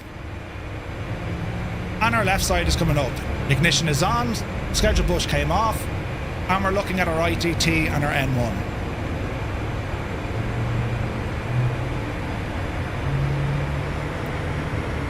See the right engine now backing off? 480 on our ITT, and the FADEC did a great job. Alright? So you can see even that simulation of the engine start, like it's class, right? It's class. So advisory is just telling us that our ADSs are off. We'll go ahead and turn these to auto. And what else do you want to do here? This all looks good. That all looks good. Windshield heating, worry about that until takeoff. Now, a couple of other things to do before we go. Squawk machine, we'll stick it on to... she's on VF4. Let me see, transponder. You can leave it on auto or altitude reporting. Auto will do the job for you. We'll put it on to altitude reporting. So GPU, if available, done. Emergency button. We can test this now. So to show you, what we can do, we can actually bypass the batteries. And this is like your emergency power. We can bypass the batteries and just have the aircraft run on its generators. To do this, we're going to come down here to this little red switch, open the guard, and if we press down on this, you'll see that the batteries are now disconnected, the generators have taken over. So that's letting us know our emergency power supply is working. When we deactivate it, our batteries come back live and the system is running full. Alright? It could be anti-aliasing on the screen, yeah, you're going to get that. It's between what Twitch or YouTube does with encoding, you know what I mean? So yeah, if you see any kind of, I can't see them on my screen. So if you see them on the live stream, right? I was warned to read the manual. I was warned, lads, right? Right, okay, so battery voltage, we've checked all those. I'm happy enough. Electrical emergency button, test panel, aircraft control unit. These are all done, right? V-speed should already be in. I see 185 knots, so we can verify this. Back into initialization, engine setting, system setting, flight plan. Go to the next page. FMS is loaded. All our fuel weight and balance is loaded. All our weather and stuff is loaded. And then we have our V speeds. Go ahead and horse those in. And we'll re-accept that initialization. And now we're good. If we want to display the map now, we can put in the map. VSD is not available yet with working title. That's why you can't see it there, lads. Just be aware of it, all right? Now we can change what the map looks like. We go into map settings, and we can have this take up all of the screen or just some of the screen. So you have your options there, all right? What I'm going to put up here on the left-hand side, I'm going to keep the aircraft systems because I want to see what's going on with status, right? All our pressures. ECS is going to come on here on this screen. So we'll just move over one and put me into the ECS because it's now 21 degrees in the cabin. So we're going to put on our ECS to both and we're going to bring that cabin temperature down a little bit. And now we can go ahead and turn on our air conditioning unit. We can see VCS is up and running. And once there's sufficient cool air, once we get airborne, this will really help. It'll bring down the temperature in the cabin. Again, we're flying, minding our cabin. So if we have a look at cabin comfort, they're happy out. 20 degrees, we got the fans on, they seem to be happy, alright? This is pre-recorded. Murph knew this would catch him out off guard if I didn't read the manual. Yes, yes, 1,000 times yes. Alright, okay, so the rest of our V-speeds here, let's go over to this screen. That's all grand, that's all grand. Trims normal grand, flaps we set once we get up to the runway, external lights, and then we have our takeoff checklist ready to rock. So we're in here, I'm going to go into charts, and now this is displaying Navigraph charts. However, remember I said to you earlier on, well, you can change this. So this screen here, that's my Navigraph charts, that's Shannon, that's showing where I am. But if you don't have Navigraph, well, you come on down here to chart options, right? See this preferred source?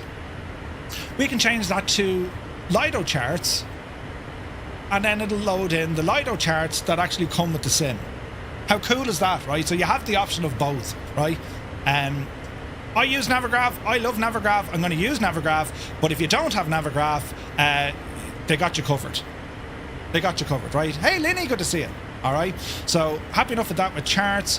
These screens here, I'm happy enough. That bleed one, that's okay, that's correct. All right, let me see, traffic alert system is currently off. We'll go back one here. TAWS system, it says inhibited, so we'll see what happens once we start moving.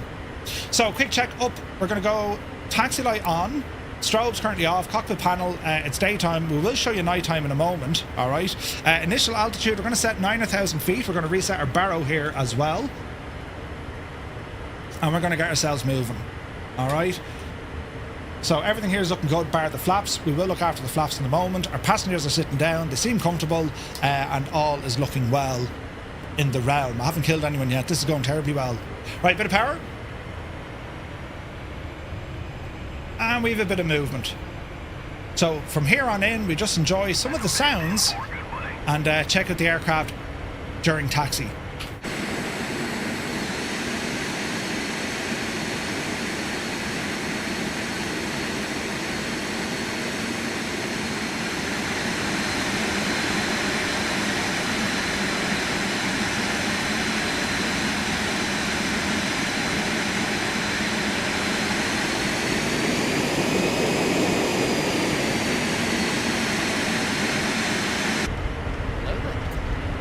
Now, very important. Did I forget something? Oh yeah. Pressurization mode goes to auto. Brilliant.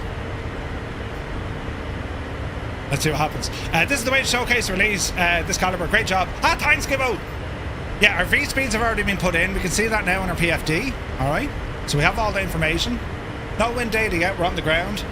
And well, I'm just taxiing up here. We're going to go up to runway 24. So bit of a taxi, but hopefully you get an idea, right? You get an idea. Beautiful views. We got more things in here. We got some click spots. We got some sun visors. And hopefully you can see the reflections. I want to show you the nighttime lighting if I can, lads. Put on the strobes as well because they look gorgeous. So for nighttime, current time is 16:53. We'll remember that. And here is our nighttime lighting. Now we can up the ante here. Bring these guys up. Bring these guys up. And here we have now our internal lighting.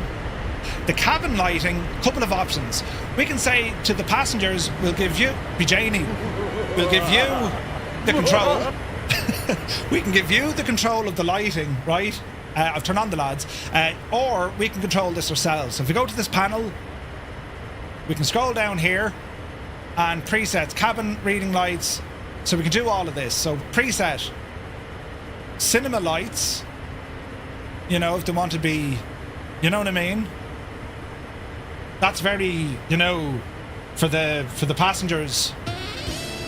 But we can also change more of this and we can go to all the lights. So you get the idea. Now we can actually bypass that system if you want to say, hey, no, the passengers aren't allowed to do this. But we can deactivate this unit because we'll put this control inside to the cockpit. All right. Now in terms of temperature, yes, we can have our set point. There's a video and audio hub here. Now, it doesn't connect to anything yet, but I'm hoping it does in the future. Wouldn't that be just, wouldn't it? Right? And then you'll see the time remaining. Once we get airborne, it'll actually tell you how long it'll take before we get to our destination. How cool is that, lads? Right? So, external lighting.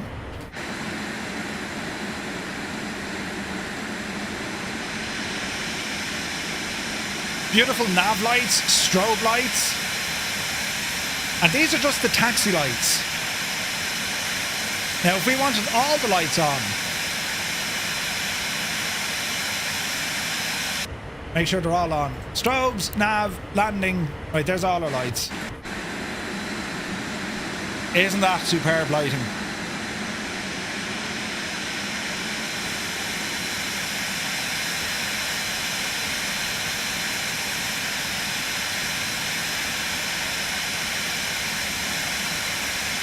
See the 4 lights? How awesome is that, right? Like, it's gorgeous. It really, really is gorgeous. So mind your eyes, lads. We're bringing it back to the time of day for our scheduled departure. We'll call it here. And we continue on with our taxi. So the question is, have I spilled the beans yet, Murph? How much and when? Right, lads.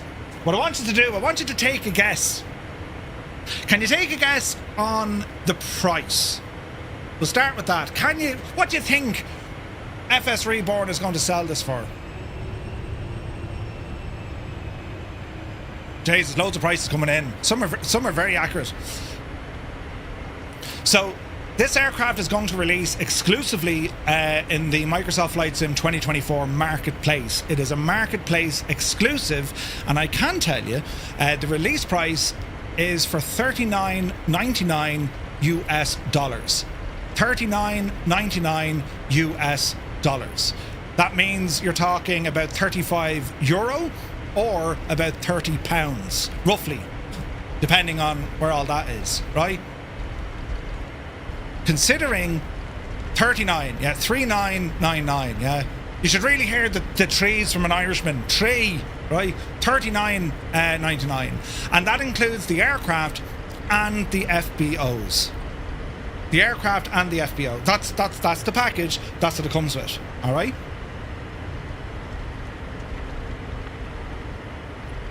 So, if that was a burning question you had, right? Next thing Raoul will tell me, Murphy, you gobshite, it's 139. Could you imagine? Right, Jesus. When was the last time Murphy was seen? Don't know, but Raoul was chasing him.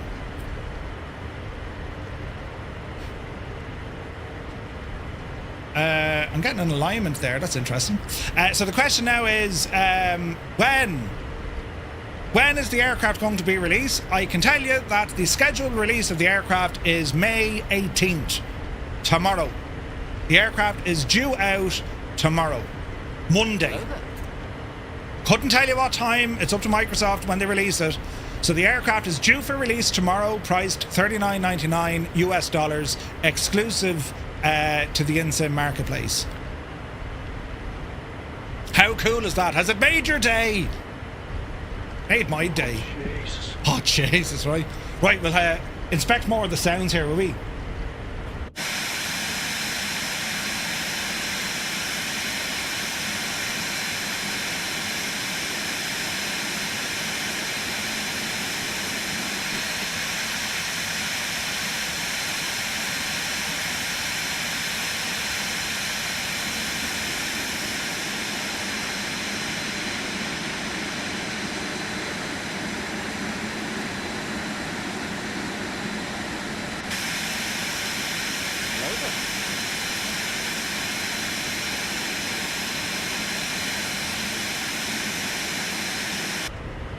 The time threw off the alignment. Very good, very good. Hello there. All right, lads, you're all very kind. Thank you so much for subscribing and following the channel. We get to do this sort of stuff every so often. Raoul is a tremendous friend of the channel, and myself. It's gas like in flight simming, right? Today is the day, right? Today marks the first year I transitioned into full time doing this, right? It was a year ago today. I looked an awful lot younger and I had less wrinkles, but this is when I transitioned into full-time content creation. But I've known Raoul for a number of years, and like I've met so many people from flight sim, from what we do, our community, and just people flying. I've made lifelong friends. It's absolutely incredible. And when you have, you know, community members and developers who are so passionate about their hobby, right? That could be the realism of the aircraft, it could be problems with the sim, right? All of these things. Everyone has a story, and it's been incredible learning those stories full time for the last year. We're streaming for a couple of years, but yeah, it was first year. But with this project in particular, Raoul came over to Dublin last November to give us a sneak peek, and that was just incredible. We got to see the inner workings of what he was building, and to see where it is now. We ran a beta on our own Discord to support another beta team that Raoul was using, and just to see the frequency of updates, the challenges that he had to do. And if you're if you're interested in that story, Adam Controls, thank you very much indeed. 10 gifted tier 1 subs to the community on Twitch. Adam, you're very kind. Cheers, bud. If you're interested on learning about the story behind this project, and of course of FSReborn, well, tune in on Wednesday night, next Wednesday at 1900 Zulu. We do the Flight Sim news, but Raoul has very kindly offered me invitation to come on and have a chat all about this aircraft. We're going to look at it in far more detail, far more depth, and we'll also get direct feedback from Raoul as well. So make sure you check that out. That's coming up on Wednesday, right? Now, let's see. That's on. Why does it say traffic? Let's see here now. Sensors, PFD settings. Wind should be set to option 2, which it is. That's grand. Back, PFD map settings, map layout, inset. We'll put in the inset map. I'm going to go back here because that's going to show my flight plan. That's what I want to see. Okay, flaps, we're going to be setting these for takeoff. And before we get going here, we have to press the takeoff configuration button. Are we actually okay to take off? No takeoff. Trim. So our trim is out, so we need to retrim the aircraft, right? So we're going to trim this up. I think to about 10 will do us. So a little bit of trim action. And then we'll test it again. Takeoff okay. Takeoff okay. We're good. Flaps are set. Gears ready to rock. Walking, talking and squawking. And let's see what we can do. Flight director coming on. We've set an initial 9,000 feet. And let's see what happens. Passengers are still okay. Temperature's okay. All is looking good.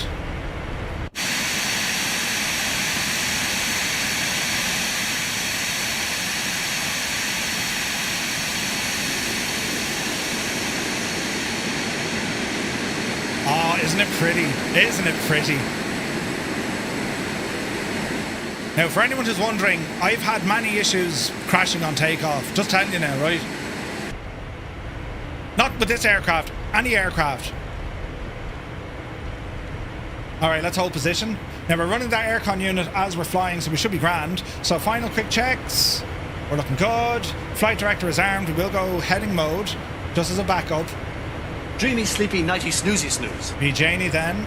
And if we want, we can see our charts here. So I'm going to change that chart just so I'm watching it. So we go to charts. Let's look at our departure. We're on the Agena departure. Right. Alright. Okay, are we ready? Let's have a listen to the sounds. This thing, absolute rocket ship. Rocket ship, right? Right. Wish me luck. Power coming in. And disable. Take a power set. Speed live. Look at the speed. Oh, look at the speed. 50 knots. 80 knots. 100. D1. Yepsy daisy. Pause are ready to climb. Gear up.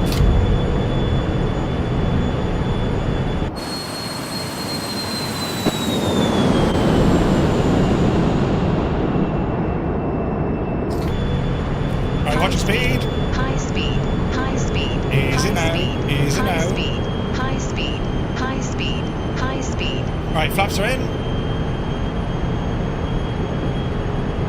There's no auto throttle with this aircraft yet. The real world version only got this as standard a couple of months ago. So there's a lack of actual kind of real world data, right? So FMS, Alt, we will go V speed. And just keep an eye on our speed. We're going to climb at about 3,000 feet a minute here. Now we can use flight level change as well, which will allow us to, the aircraft will pitch based on what it is we're trying to do, yeah? So we'll keep it at 250 here. We'll go ahead and bring that speed up. We'll go FMS speed or manual. So manual speed, we'll call it 250 knots. So we don't need to worry too much about our pitch now. So we'll call it 250 knots. We'll go flight level change, increase a small bit of power back into climb.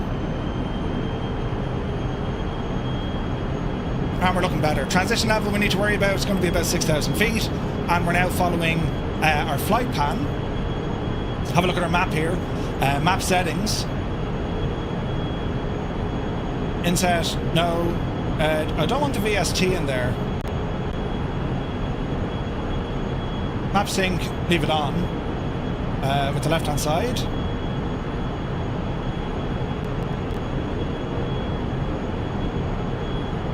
Other, track, wind, altitude, that's okay. Terrain, context. Right, we're looking good. Okay, let's go to standard. Standard set. Wonder what's running on the background. Alright, so we're going to level off here at 9,000 feet. Watch your speed. And we'll up the owl altitude once again. Cruise level for this. What was that, my flight plan? And now. 230. So let's get the altitude up the road. We'll set it for 230. We'll once again go flight level change.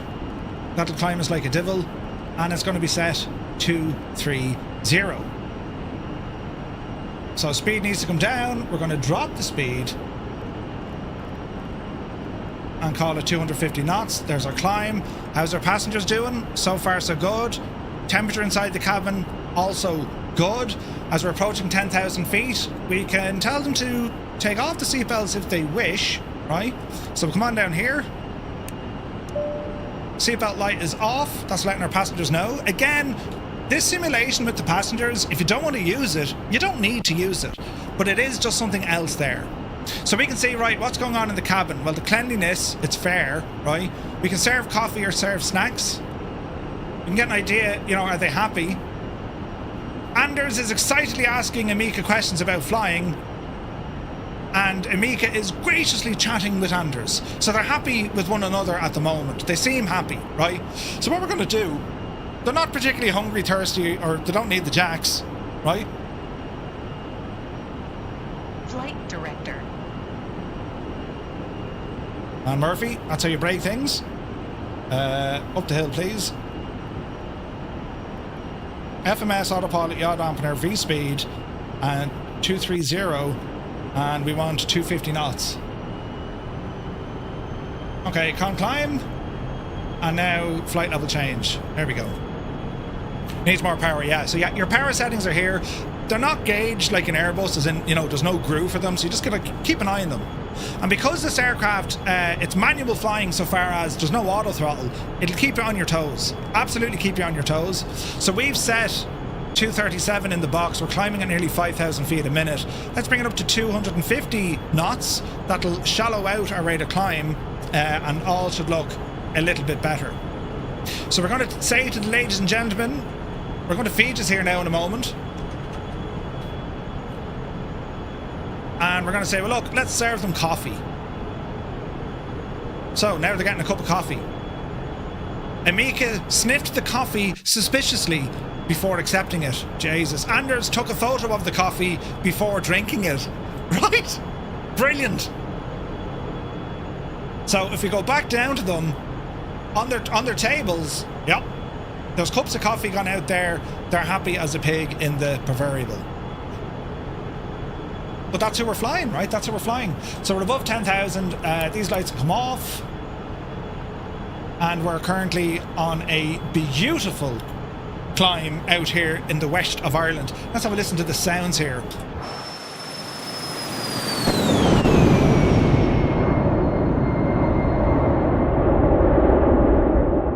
Oh yeah.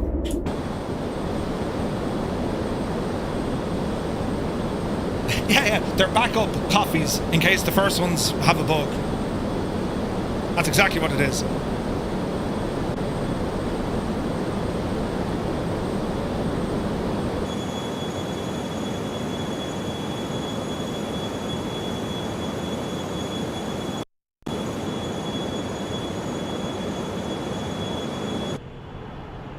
So if you're hearing any cloud sound clipping, that seems to be an issue I get every now and again with an AMD card. Sometimes it's perfect, sometimes I get a little bit of clipping. It's not with the aircraft, so just in case you hear it. Can the displays go brighter? Well, yes they can. We can control them from up on top, so we can brighten up the displays, or you keep them in auto. So the audio stutters, Dave, is purely from my setup, not the aircraft. I've had this issue with AMD before. Don't know what it is. The sim kind of has it, you know. If you'd like to know the release date and the price, rather than asking, just put in !release, all one word. That'll give you the information. So if you haven't already seen it, that's where you'll find it. So !release, and then you'll see it'll release tomorrow for $39.99 US. That's where it's coming from. All right. So we have a look here at our charts. We were messing around with these, so we can look at our en route page, I think. Let's see here now. Approach. Let's see here now. Charts, right? Info, approach, info. No. We want to go to Dublin next because that's the Echo India Delta Whiskey. And we're going to have a look at our arrivals. So we said we were on the Oscar 4 Lima. Oscar. And that loads them up in there. So that's the way we're going to ramble in. So we'll keep that chart up for the moment. We can also go to a map mode. Other things we can have a look at here, charts, so we can actually have a look at the route map. And because we're using Navigraph, you can use the Navigraph maps, or you can use kind of like default stuff as well. So you can keep an eye on your flight here, you know. Again, keep an eye on our cabin comfort. They're happy out. It's not too cold, it's all right. Took the coffee, finally some service, so they're happy with that. And that's our 2 passengers. You've 7 passengers configuration on this aircraft. The real world aircraft, it's 7 as well, but it can be pushed to 10, depending on the configuration of the aircraft, or those flying it, or those operating it. Do you know? How about the Captain PA buttons? So we've got Captain PA buttons.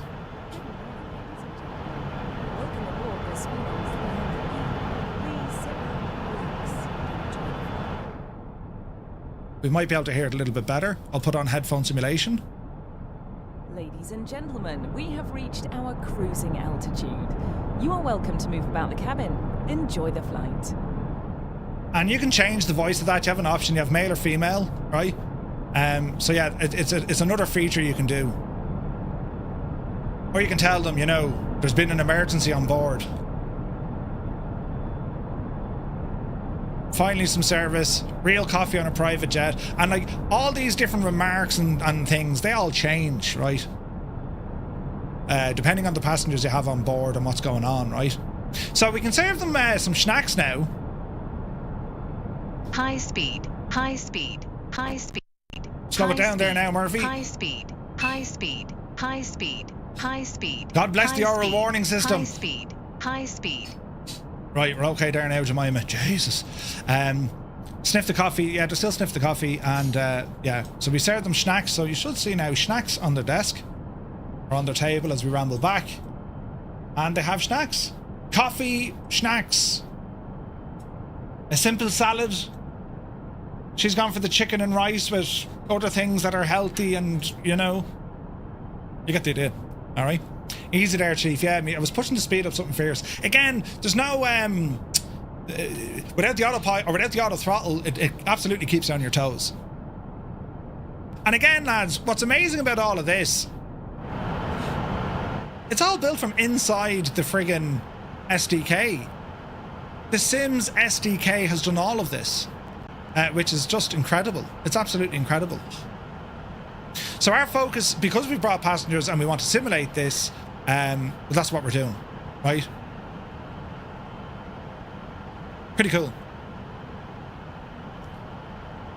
So roughly, as of today, now that might change. So the price for this aircraft is $39.99 US. That makes it about 35 euro or about £30, something like that. All right. Jordan, only the newest ones, I think from around January, had the auto throttle as default. I remember chatting to Raoul during the making of this. There just wasn't enough data out there for him to confidently model it and have it correct. Everything that's modelled in the aircraft, with the exception of just one sound that I've copped, Raoul knows about it. There's one sound, I think, when you turn on the batteries, you should get an oral warning system alert to say that it's working or not, right? They are aware of it, and it will be added in. But every system here, it's following the real aircraft. Legitimately follows. The simulation here is nuts. Do you know? It's absolutely incredible.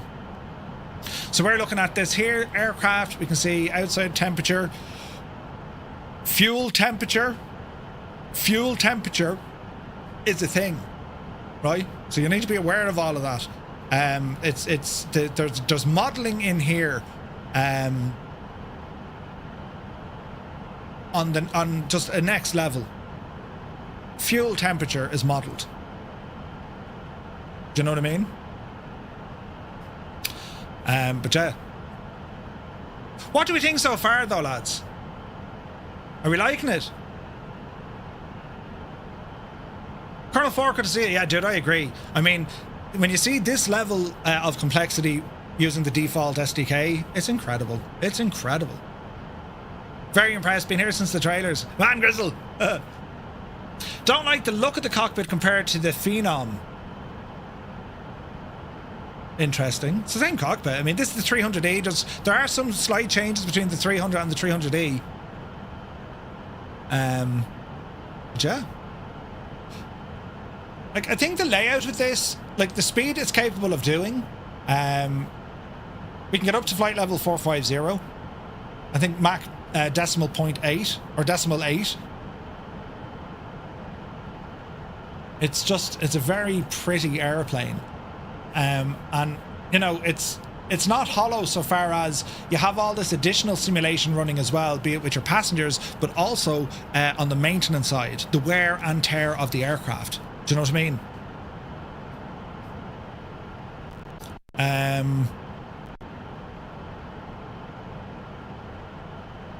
Oh yeah, forgot.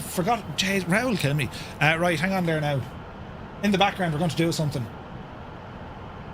Diddly-dee-dee-dee. Okay, so we're getting a warning here. She said something about track. Now, it was there for an instant and then it went away again. Effectively what this is, if your rudder is not aligned, you're going to get kind of like an out of gauge warning. Right? You get an out of gauge warning. So what I want to do here is the following.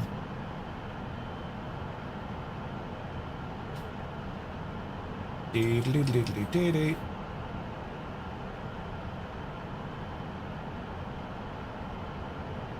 Dee-dee-dee-dee-dee-dee.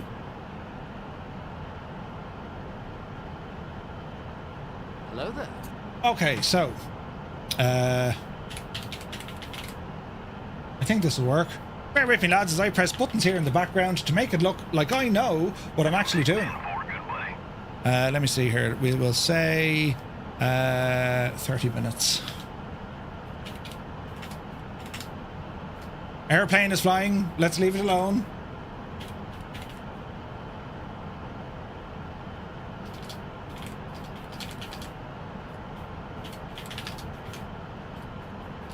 Don't misspell.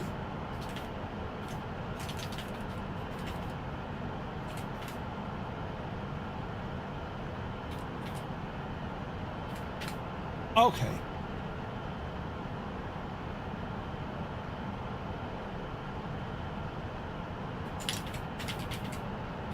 We're pressing buttons here to rate knots. Right, lads. So, what we have for today's stream, with thanks to FSReborn, we get to do a giveaway. All right, we're giving away one of these aircraft, and to enter, anyone can enter. All you need to do is ramble over to our Discord, !Discord. Once you get into Discord, you'll land at an arrivals page, right? You click on the Shamrock, start here, click on the Shamrock, that opens up the server to you. You now have access to the entire server. And just come down to where it has TTM community and you'll see giveaway. Inside the giveaway channel, there's a little party popper. Click on that party popper thingy and that will enter you into the giveaway. We'll announce the winner in 30 minutes. So for your chance to win a copy of the FSReborn Phenom, all you need to do is head on over to our Discord. Once you're there, head on over to the TTM community, and the giveaway channel is the first channel inside the community, and you just click on the little party popper icon just there. If you try and enter and it doesn't work, try again. It will work. It will work. Do you know? Jesus, I could have broken something, Gibbo. We'd be grand. We'd be grand.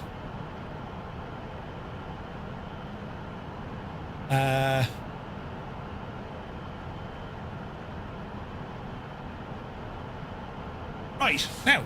So we should be good, right? Unusual join activity. Yeah. It's the way to get in. But a massive shout out to Raoul for that. For giving us a copy to give away. Absolutely incredible stuff.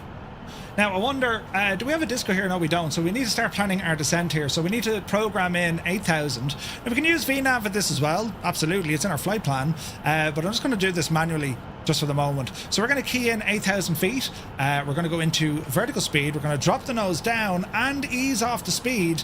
And we're going to descend here at around 2,000 feet a minute. While we're doing this, how's our passengers doing? They seem happy out. We're going to let them know we've started our descent. And let's see what happens. All right.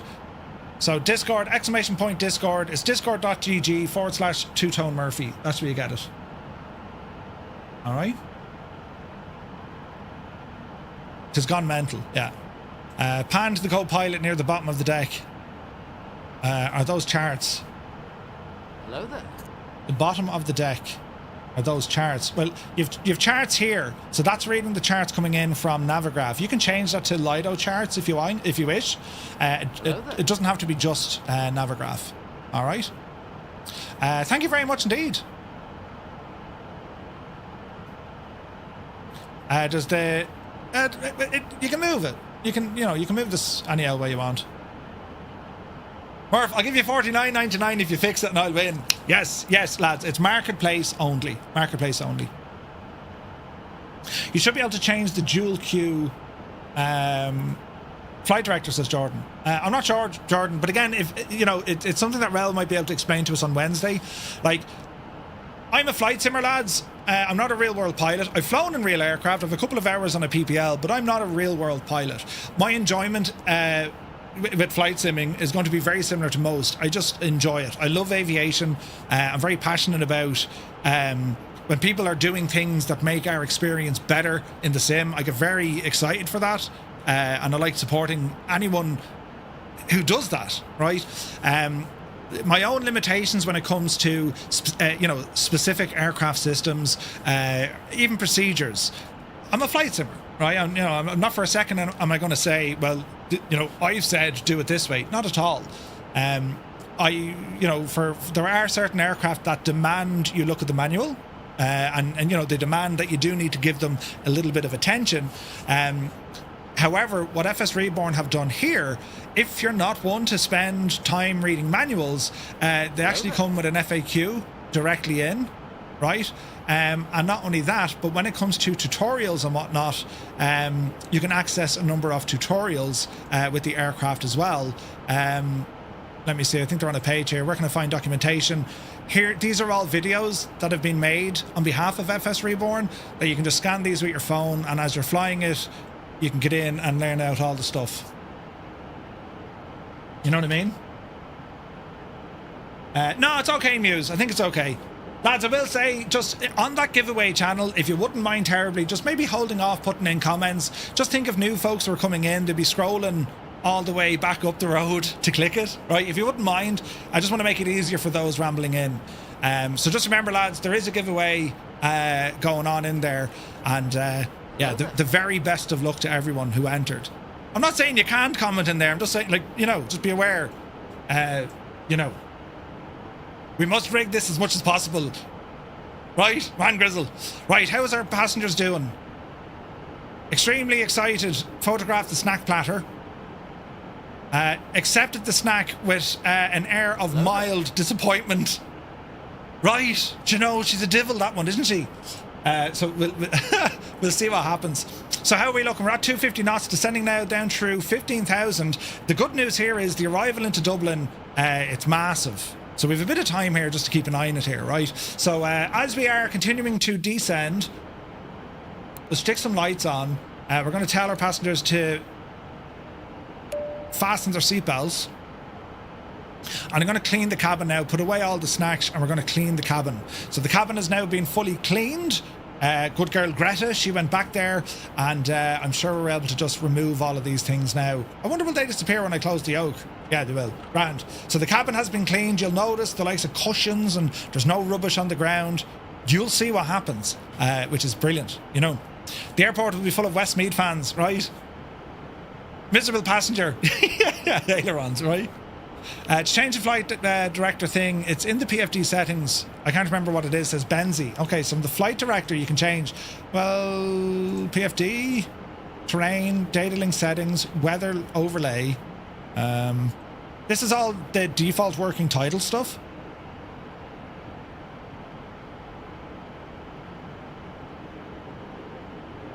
But if there is a way to change it, yeah, I'm sure you can change it. PFD settings, detailed traffic, terrain,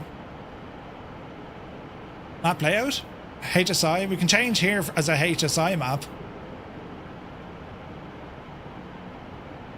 Not map settings. Okay. Terrain. Oh, PFD, what did I press? Map, beg your pardon. PFD settings. PFD mode, other settings. Wind, altitude units. Attitude overlays. Synthetic vision if you want it. Horizon heading.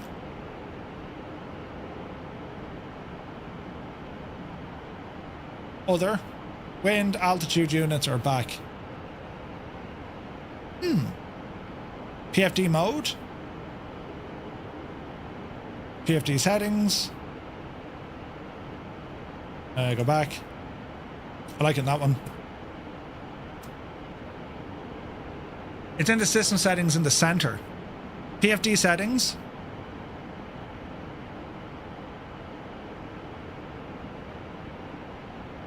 Can you hide the oaks? Yeah, you can hide the oaks. You surely can. You're thinking the G1000? Okay, sync the heading bug. Yeah, oh, good man, look, give it out to me, look. Where is my heading bug? Around here. Right, we'll sync that. So we're descending, coming down on 10,000 feet. They're not happy. Look at this. They're hungry. Jesus. They're giving out to me. Could really use that amazing free drink right about now. Oh, we're landing. They're going to give me a terrible review. Listen. Sit back there now and be quiet. Oh, is there a vertical profile? No, working title, haven't got that model yet. This VSD doesn't work yet. That's a working title thing. On a very short flight as well. Yeah, it's terrible, isn't it? Right, let's go back into here. I'm going to keep an eye on the aircraft systems now. So we got status. On this side, we'll go environmental. And that's all looking good. Don't crash sim. Let's see what happens. So we set 8,000 on this initial run in. So far, so good. Okay, so let's have a look. Want to get down to 7,000 now. So continue our vertical speed. And this will bring our speed down as well. I'll fly the Honda Jet in the sim since they shared the G3000. This will be easy to learn. Brandon, yeah, nice. So if you'd like to join our giveaway, lads, ! Discord. That will link you to our Discord. And once you get into our Discord, just go into where it has the TTM community tab, and just under it, you'll see giveaway. Once you enter the giveaway channel, just click on the little party popper gadget thingy there. All right? So the very best of luck, and a massive thank you to Raoul and FSReborn for giving us a giveaway. It's very kind. In the FMC, tap home at the touchscreen, navigate to utilities, setup, avionics screen. Under the systems tab, locate the flight director or flight director active format. Look for dual core. Okay, we'll give it a blast. So we're saying navigate to utilities. We'll go into setup, avionics setup.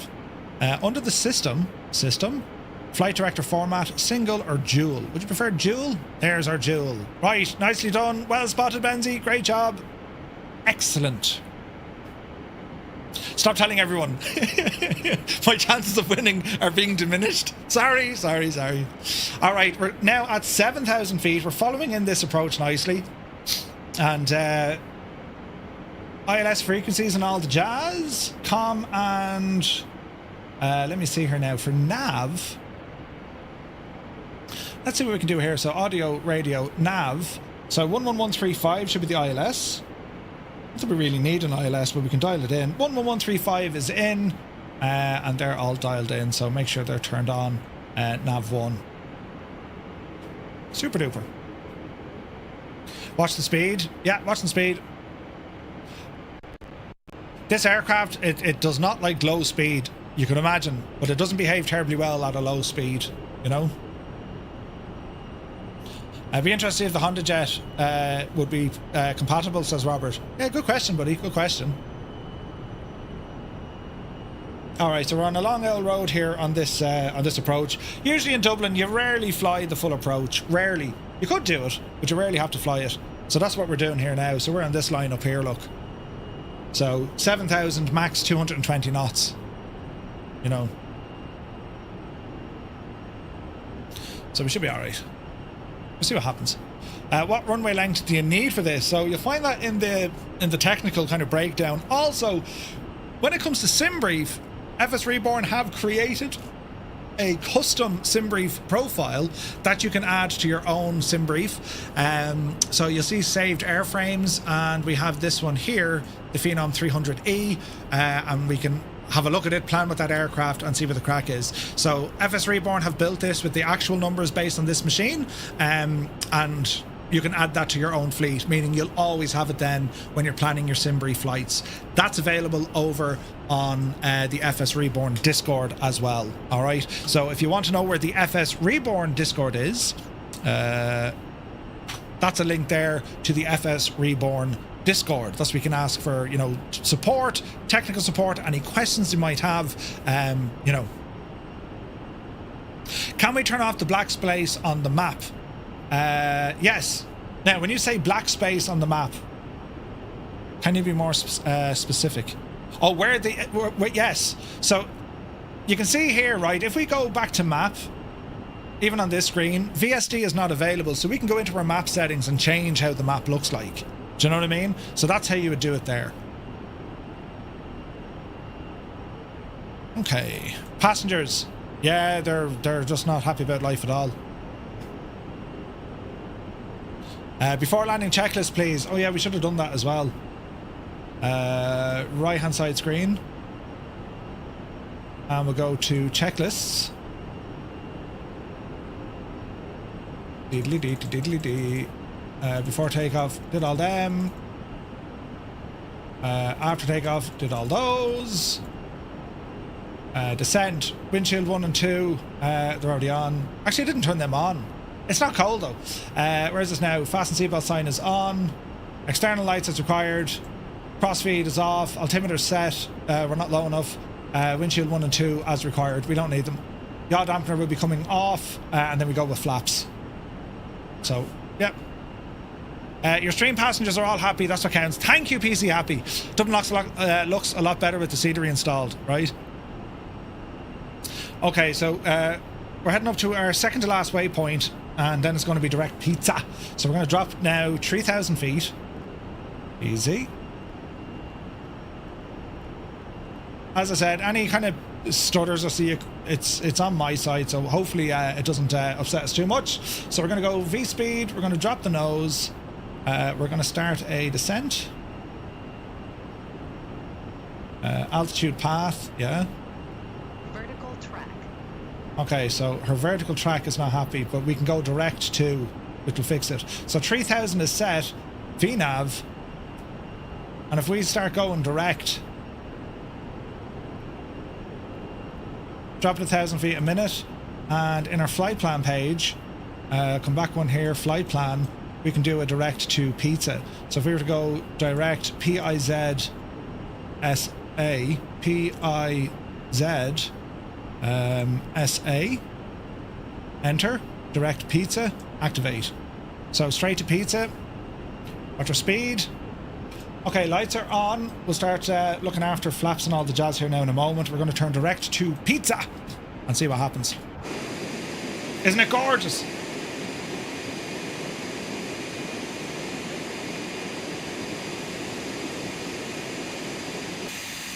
The performance is excellent, Benzie. It really is.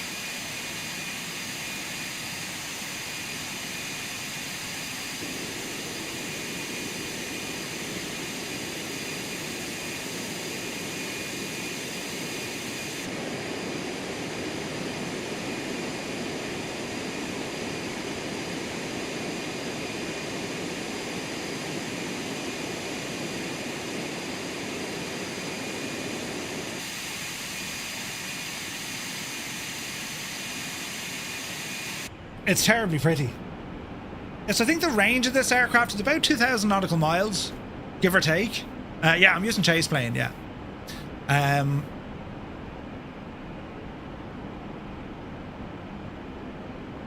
Yeah, well, I find it lighter than the Phoenix. Like, I mean, I'm running a 5090.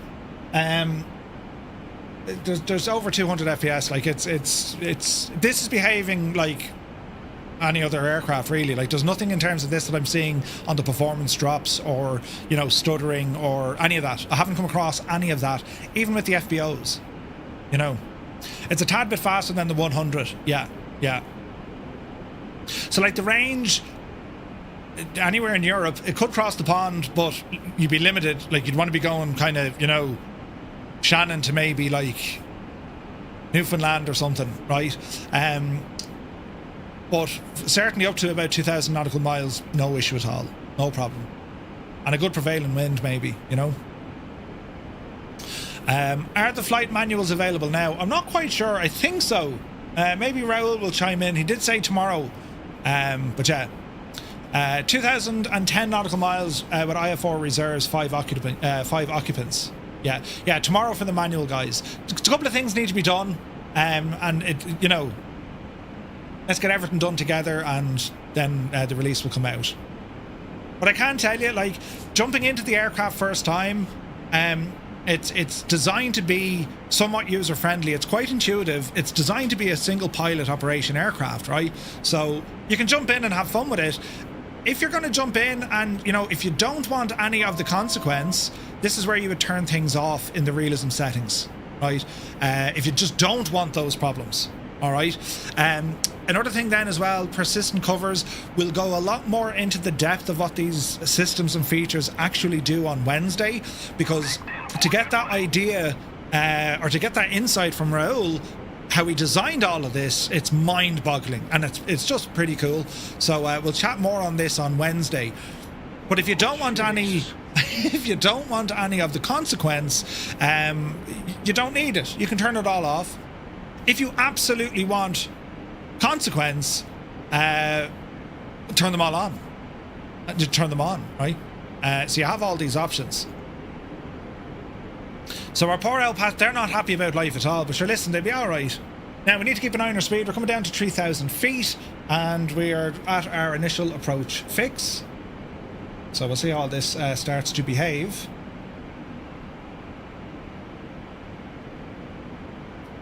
Reset your barrow. I'm in a glass case of emotion. We'll reset our barrow. And now we ramble in. Runway 28. Avoid Crow Park, yeah. I can tell you this, like, from my flying this aircraft,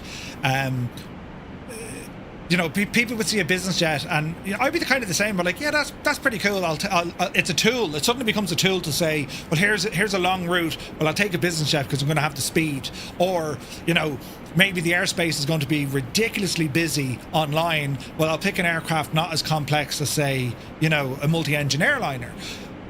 With this aircraft, it changes that dynamic, because this can be as easygoing or as absolutely nuts. It depends on you. It depends on you. I've been drinking like a mad idiot.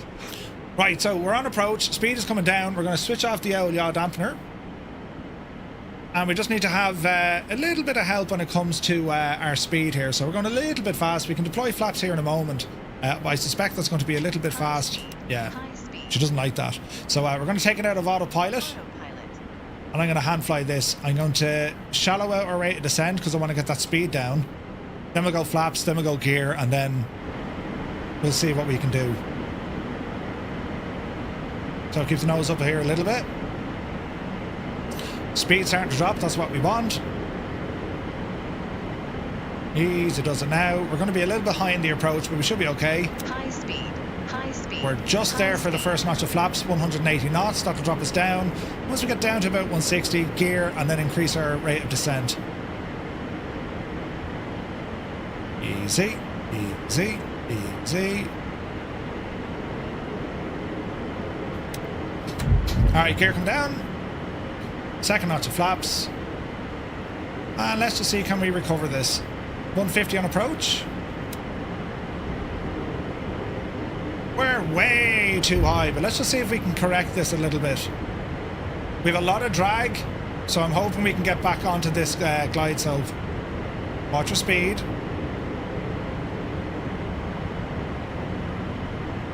Easy. And this is where the thing becomes, it can become a challenge. As I said, it's easy to operate, but if you really want to dial in getting those exacting procedures, you know, pitch 10 degrees at this power setting, with this, you know, with these flap settings, all this kind of stuff, it does take a little bit of time.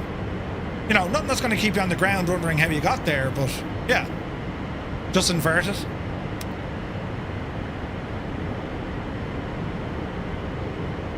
Okay, speed is looking a little bit better. We've recovered the situation.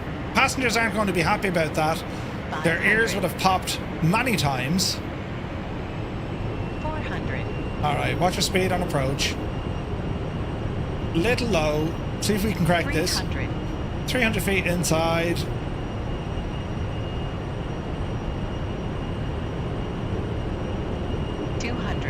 Trying to hold about 140 knots. And now we need to fight against that Dreamy, nose wheel sleepy, dropping. nighty, snoozy, snooze. Who pressed that button? Glide slope. All right, look, Minimums. that's okay. Minimums. That's okay. Minimums. Minimums. Flight director. All right. Right, watch the float, because you can float this, right? There's a float. 300 feet a minute? Jesus. Easy now. Keep it on the straight and narrow. There's a decel. When our passengers give out, this is when I'll tell them, and that's why we didn't serve you coffee. Okay, manual braking's done. Flaps coming in. And we'll exit here at Sierra 6. Or Sierra, yeah, Sierra 6. Listen, it wasn't that bad. 300 feet, you know. Jesus. Michael O'Leary is watching this. I know what he's saying. See that Murphy fella? He'll go far in a career with us. Okay, under control. And easy does it. Welcome to Dublin.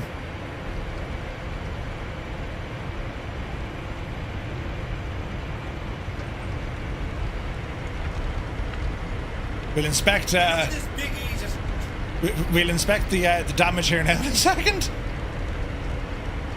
2IC take over. No, we're okay. Nothing fell. There's nothing broken. What did my passenger say? Applauded enthusiastically after touchdown. Is not used to wait. Very pleased with the smooth arrival. Well, can I just say, lads? I mean, listen. Where would you get it, huh? Well done, Murphy. You know, brilliant. It'd be grand. Just Preston, it releases tomorrow. Today was just a preview to give you guys just beyond the trailers, and hopefully I've achieved that today. Hopefully you guys, this has helped, you know, in your decision-making process. If you're going to pick up the aircraft, it's, you know, there's an advantage to see the thing as it is. Outside that of trailers as well. So hopefully this has been somewhat useful to you. And if it's not, you can shag off. Right, brilliant. Any landing you can walk away from. Yeah. Or crawl, you know, or crawl. So that face of Murphy accidentally leaks the URL for the manual. I didn't. I've been very good. It made me put my credit card into the microwave. Right.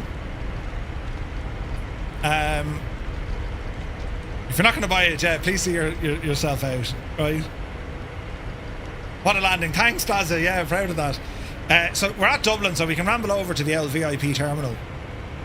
Taxi lights are on. Keep the strobes on. We need to cross the runway. And we'll shut it all down, and we'll have a look at how it behaved. We have 4 minutes left in our giveaway, ladies and gentlemen. For your chance to win a copy of this aircraft, just head on over to our Discord, !Discord. Jesus. Raoul, oh mother, did you just, is that breaking me computer? It's now lagged. Raoul from FSReborn, did you just see what he did? Mother of 50, what did he do? What have you done? 50 tier 1 subs going out to the community here on Twitch. Lads. Raoul, thank you very, very much indeed. Lads, if you just got a tier 1 sub, but thanks to Raoul from FSReborn, well, do be sure to say thank you. What an amazing guy. Amazing support. Thank you very, very much indeed, buddy. Absolute ledge. Absolute ledge. Tomorrow, Vatsim will be full of Phenoms. The skies are going to be full of Phenoms. Yes, I agree. I absolutely agree. It's going to be so busy. Now we're going to turn off the air conditioning. Fans are off. Was there a giveaway? There currently is a giveaway. You have 2 minutes. Exclamation point. Discord. Go into our Discord. Go under TTM community. Go into giveaway and click on the party gadget. That's phenomenal, Colonel Fork. Phenomenal.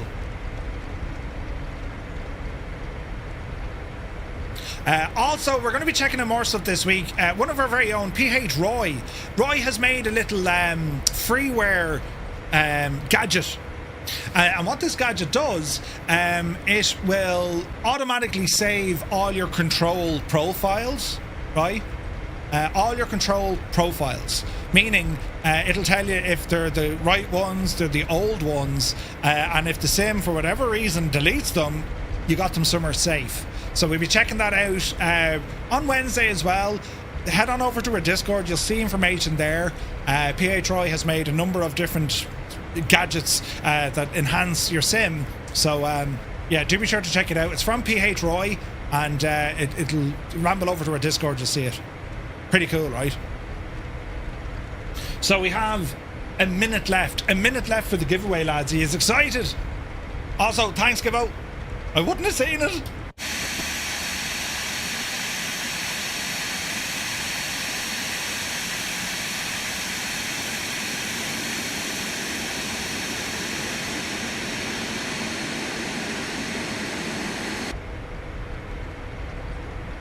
Right, I think it's over this neck of the woods somewhere. I think.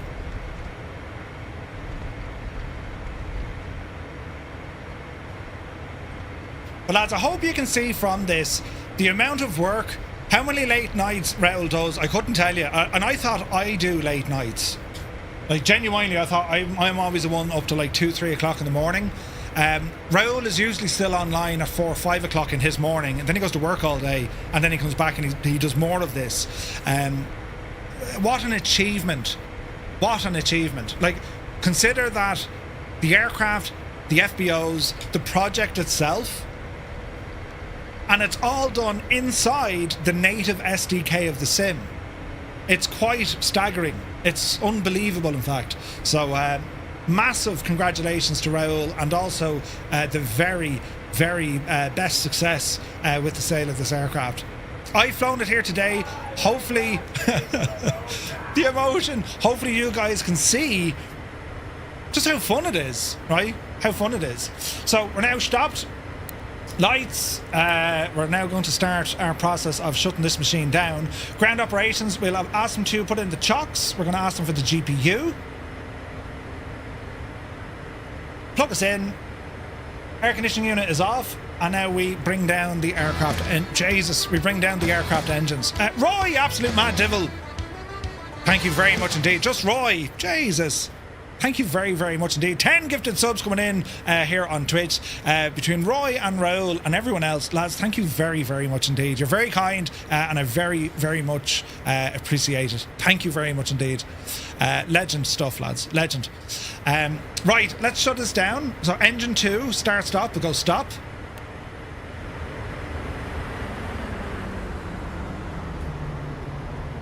Lovely. And we'll go on to our, let me see here, we'll go over here. And we want to show the electrical side. So GPU is connected, we can now turn it on. And we'll bring down engine 1.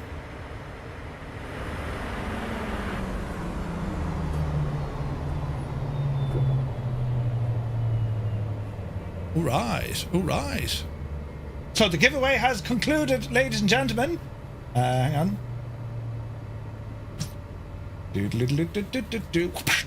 So, ladies and gentlemen, the winner of our giveaway goes to the Slick One. The Slick One, congratulations, buddy. Well done. And, dude, fantastic. congratulations. Just drop me a message on Discord, drop me a DM. We'll get that arranged for you when the aircraft releases. It's great seeing everyone else saying congratulations too. There's no one bitter. I love that. Thank you guys, very kind. And yeah, the slick one is now the new owner of a shiny Phenom 300E from FSReborn. Congratulations. Thank you so much to everyone taking part. Jesus. Thank you so much for taking part in our giveaway on Discord. Massive shout out to Raoul and FSReborn. Absolutely incredible support. And then Eddie Games. Eddie, thank you very much indeed. 5 gifted tier 1 subs to our viewers here on Twitch. Lads, if you got a tier 1 sub from Eddie, do be sure to say thank you. Incredible support. Thanks a million. Right, airplane has been shut down.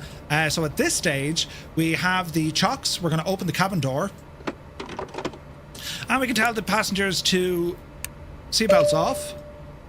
And if we go to our cabin comfort, overall flight score 62. Touchdown, they were happy. Appreciated the full cabin facilities. They loved the smooth landing. Captain made a descent announcement. Anders made Emika laugh with a story. Below the standard I would expect, says Anders. Disappointing. Well, they can check off. Don't fly with us again. Yeah, right. So we can dismiss that, and now we're going to say, okay, let us deboard the passengers. So we can say unload in real time. And again, same story. We can change the vehicle, give them a van because we're in Dublin, and we'll go to ground ops. And we're going to say unload the aircraft in real time, and you'll see fuel don't need. Passengers, they're going to hop out there now, and then we're going to await the vehicles to pick them up. And good luck in the cup. Our job now. We can go in and have a look at the maintenance, and we'll have a look to see is everything okay with the aircraft. We can go to the pre-flight or status page. Everything here says okay, so I haven't completely broken anything, right? But if we go into if we go into maintenance, we'll see more information. So let's say our tires 96%, so our rear tires were actually 98% when we departed, so you can kind of see where the run-in happens, right? And where wear and tear is very much alive with this aircraft. We can also go in and check the battery status and how many hours I've been running on the batteries. We can check the same for that VCS unit. We minded it, right? Now, if you want to do something very Murphy, I'll show you, right? So we're ground up, so waiting for transfer. Be about a minute. There's a vehicle on the way. That'll appear somewhere in the scenery. We'll see a van start driving towards us. There it is over there. See the van in the distance? If we look out this window, we'll probably see it. Look, they closed the shades. They'll actually close the shades themselves if they're warm. If they're too hot on the ground, them shades will close. The passengers actually do that themselves. Isn't that friggin' nuts, isn't it? So there's a man in a van going to collect our passengers here. So well done, and first time flying. Well done. Well done, right? But I want to show you one other thing, just to show you there is consequence, right? So let's say, for example, I stick my engine covers back on. You see the engine covers, right? Now I'll skip the passenger simulation. We're going to cancel all that. We're going to unload instantly. Passenger, they're all gone now, right? So let's just pretend the aircraft is, I won't say cold and dark because we still have temperature in our engines, right? But I want to show you something here. I've reapplied the engine covers. And I want to show you, this is what happens if you act the Aegis and you don't think about what you're doing, right? So I'm going to try and start the right engine. Are you ready for this now? 1, 2. Have a look at that right engine. Keep an eye on the right engine. You see what happened?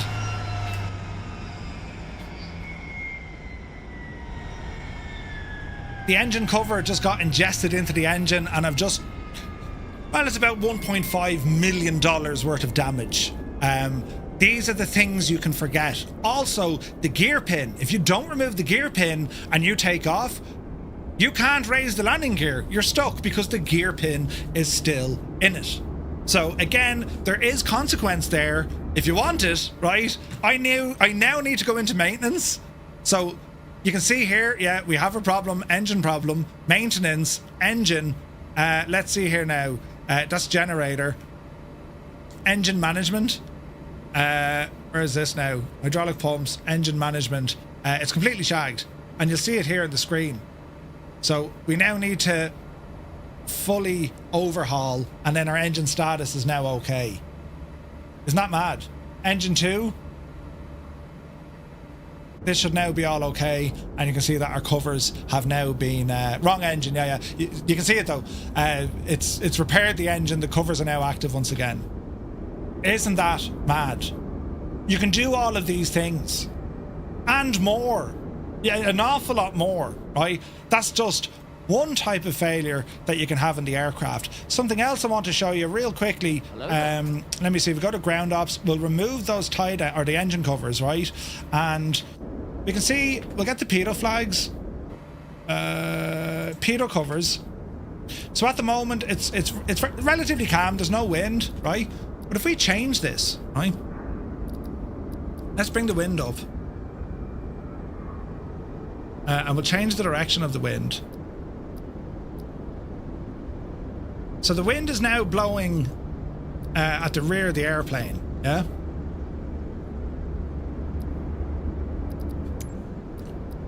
So you can see that going out.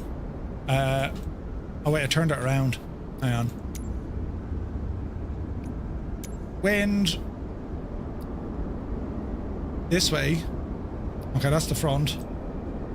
There's the back.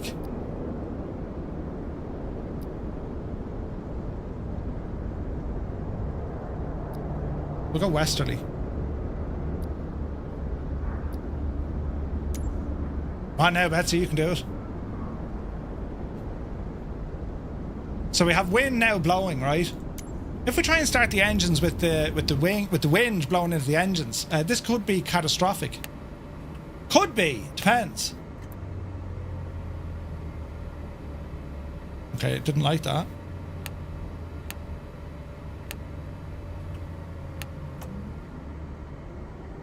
Okay, there's a start. Look at the IGT, look. See the IGT? All problems. And why is that? Engine exceedance. Now the FADEC controls that so it doesn't explode, but that exceeded because there's wind blowing in the back of the friggin' engine. So it'll I don't know how much of a save it'll do with the engine, but again we go into maintenance, right? And we check engine here. We have a warning to say engine exceedance or exceedance, right? Was that engine 2 again? Battery, engine. So same story again. We need to get in and fix it because it is broken. Yeah, it is broken. So perform maintenance on the engine, or we'll fully fix it. We fully fix the engine. That problem's now gone away. And how to get around that? You might say, well, Murph, how are you going to start the engine if the wind is blowing that way? You got to physically move your aircraft. You got to push it back, man. You got to get it out of that position of the wind. It helps if you select the right engine, yeah. But listen, you know I'm an idiot, right? But that's just to show you, again, just some of the features. That's only some of the features, all right? So there's consequence. If you don't want any of that, you turn it off. And then you can start the thing up whenever or however you like. Do you know what I mean? But yeah, it's there's loads of things you can do. And brake. And, you know, not be happy, and passengers not be happy. There's a lot of stuff going on here. We're going to dive more into this on Wednesday because Raoul will be joining us live on the stream. We can actually talk about all this stuff and how it works and why it works. So yeah, it comes with 27 liveries, and we work for community artists, which will have lots out tomorrow. Yeah, you'll see all the liveries tomorrow. The one I'm using, it's one of the default ones. As I said, you can put in your own tail number, right? Murph just spent $3 million in 5 minutes. Yeah, impressive, you know. But question Hermit something is asking, maybe Raoul can answer that one. Does Control E start the plane? Does that work? Yes, but better to stop realism if you want that. Okay, so if you do want to use the Control E for an auto startup, the recommendation is turn off the realism settings. Is that fair enough? And you know, as I say, there's other things like the electrical failures, general that's hydraulic, flap, bird strikes. You can get a bird strike in this, right? Persist covers, basically it'll remember where your covers were on and off. Your engine, hot starts, oil changes, all that jazz, the landing gear, or you can turn them off. And then you have random failures. You can have one every 100 hours, you can have one every hour, or you could have one every 200 hours. That's up to you. You customize that experience that you want. All right. I think I've covered everything here between our pre-flight, our flight plan, chart interaction, the ground operations, which is pretty cool. Call the fuel truck, call the passenger vehicle, the cabin comfort, right? Maintenance, then realism, the FAQ section. That's all built into the EFB, and then your settings then at the end. If you remember the FSR 500, it also has these action cameras. So for example, if I can turn on the auto position EFB, I'm unsure will this work with chase plane, or yeah, it probably won't actually. Aircraft exit. So if I were to change now the door, yeah, it probably doesn't work with chase plane. Usually what happens is the camera will automatically flick to that area to show you the animation. But my understanding is it doesn't work with chase plane, and it doesn't work in VR. Yes, there is noise reduction, headset simulation. That works, so that's accessible through the EFB, and you can control all your sounds, your interior, engine, interior and exterior, the environmental wind noises, cabin rattles. You can customize all of that to your heart's content, and then you have the aircraft wear and tear speeds, so you can whatever challenge you want, you can put it in there, you know. Release date is tomorrow, releasing tomorrow, officially exclusively on the Microsoft Flight Sim marketplace. So yeah, and then you have all the EFB stuff. And again, if you're wondering about the EFB, and you might say, right, Murph, oh look, that's the camera it just put me to. That's interesting. I'm here at Dublin, which is Payware. This is MK Studios Dublin. If I wanted to, right, we can go into FSReborn here. It'll open up a map. I can click on an empty space on the map, and I'm going to put in a small executive FBO. There it is. Let's move it a little bit closer to our plane. There it is here now beside us. Let's see, can we turn the devil around so it's facing us? I imagine that's the front. Or maybe that's the front and the hangar's out the side. We'll do that. And we can move it across a little bit more. Just to give you an idea of how this works. And here's our own building. And the FBO will be saved there. Yes, this will be saved there for you. So you can see how easy this is. Literally load it in and away you go. So this is the small FBO. And because Jeppesen is a legend, behave. We have a hot tub, right? And again, you have the option of, you know, the small, the medium size, the large size. It's pretty cool what you can put in here. And then you have your hangar. So if you want to get very complicated, we can do something like that, I think.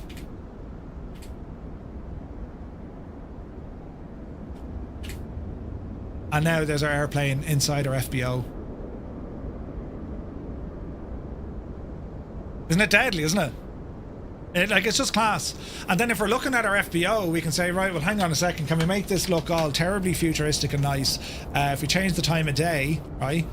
And then we can open up our FSReborn menu system.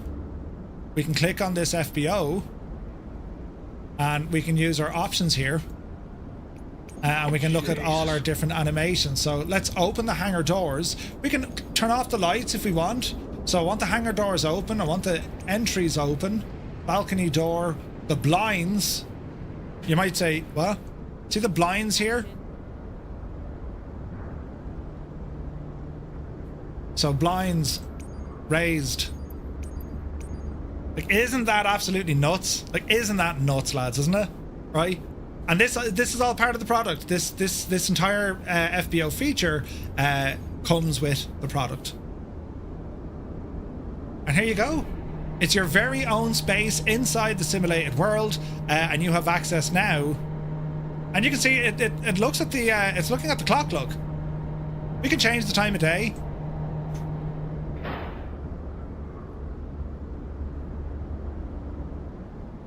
Right? Like it's incredible. It's absolutely incredible. And this is just one of the FBOs. Do you like it? In the class, isn't it?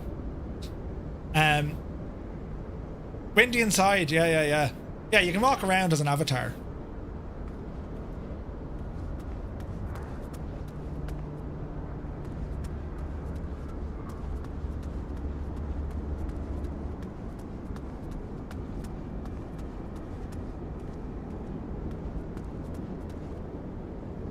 There's no click spot on the door, Raoul, isn't there? Or is there? No, so we need to open the door. Open the door!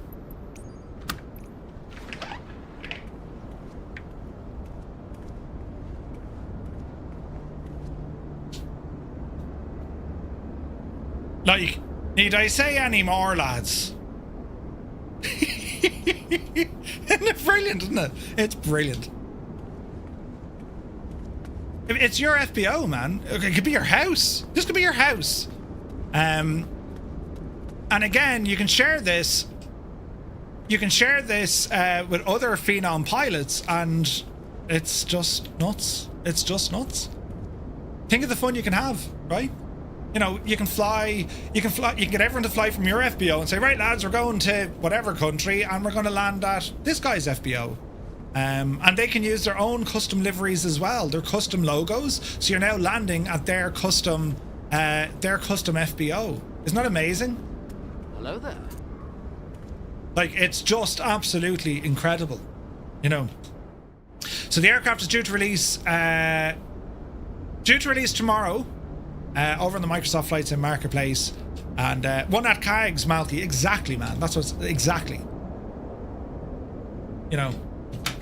So here we are in our very own FBO at Dublin Airport. And look at it. Isn't it amazing? Like, look at it. It's absolutely savage looking. You gotta love it, lads. Marketplace only, yes. Marketplace only. Yeah. Roy. You can put one at 1 kilo, Colonel Fork. Yes, we can. That'd be so funny. It's lads, it's awesome. And again, I haven't seen this before in a flight sim. This is just kind of the next level of what can be done, and it's all from inside the SDK. You know, it's default SDK here. Raoul built all of this using the tools that Microsoft have in the sim. It's quite amazing when you think about it. So the release schedule for this, it will release on PC first. The plan is to go to console, yes, but the initial release is on PC. Just make sure everything's running exactly the way it needs to be. If any kind of patches need to be done. Then you have FS Expo that Raoul is attending. So after all of that, then the process begins for console. But the plan is, yes, it will be coming to console, but not straight away. Not straight away. But yeah. Jack, yeah, no, it does, and surpasses it in a lot of ways, because you can inject buildings. Do you know what I mean? But yeah, I think it's incredible.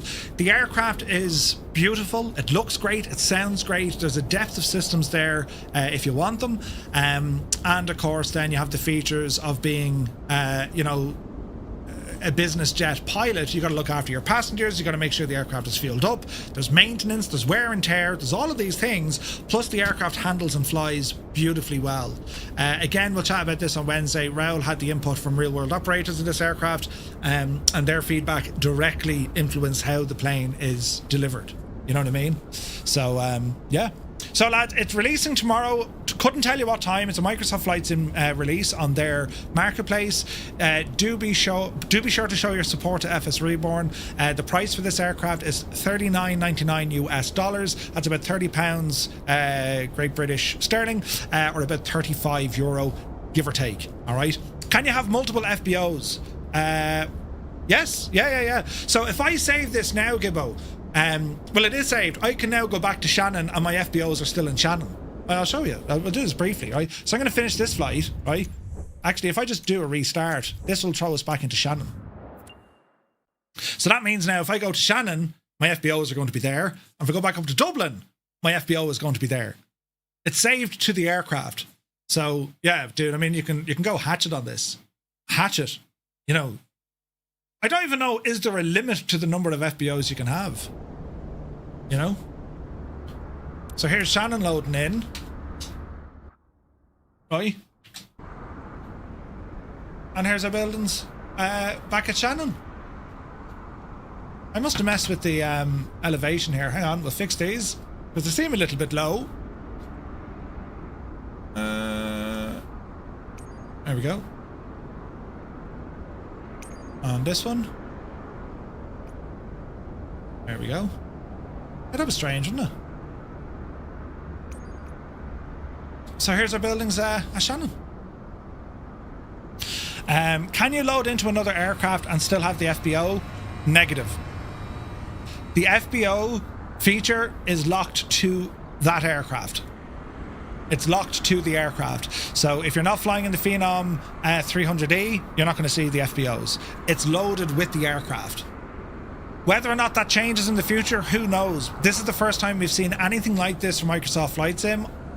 It's blown my mind, you know, the work that's gone into this. And a shout out to Jeppesen 2001, who has worked on this project with Raoul.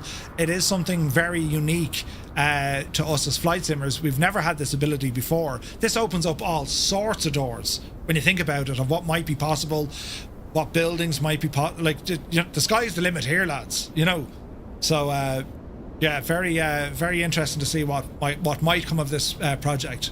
Which is, you can have multiple at one single airport. You can have multiple FBOs at multiple airports. Do you know? Kind of cool, isn't it? Kind of cool. This is cool. This is cool. So, release date is tomorrow. Yeah. Release date is tomorrow, Grizzle. 100%, buddy. 100%. Right, guys, that's all I have for you. But I want to thank you so very much indeed. I do know live streams are not everyone's cup of tea when it comes to kind of a showcase, but again, it's to show you the aircraft as hopefully, you know, a general flight simmer will interpret it.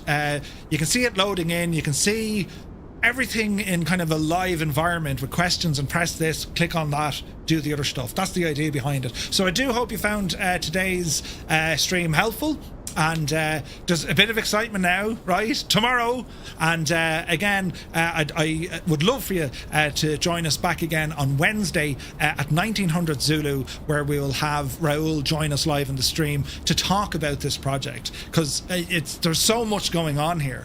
And if you've any questions or queries relating to the product, well, that's going to be your chance to ask the developer in a live environment. Do you know what I mean? So Conti's here, good to see you, bud. So lads, thank you all so very, very much indeed. The support has been absolutely incredible. Thank you all for all the new follows, subscribes, all the subs, and for joining our Discord, even if it was just for the giveaway. And congratulations once again to the Slick One for winning the giveaway as well.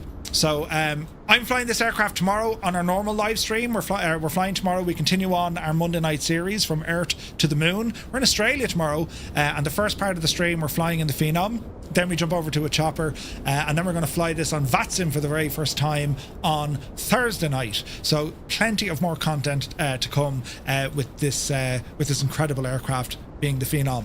So massive thanks to FSReborn, lads. Thank you all so very much indeed for tuning in. Huge shout out to Gibbo and to Muse for looking after us here as our mods in the background. Old veteran wished he was here. He won't be back to this evening, but I'm sure he'll watch back the video. So thinking of you too as well, Scott. Right, I'm away now, but you'll find all the other details tomorrow. So until then, thank you so much for watching. Have a lovely evening. We'll see you soon.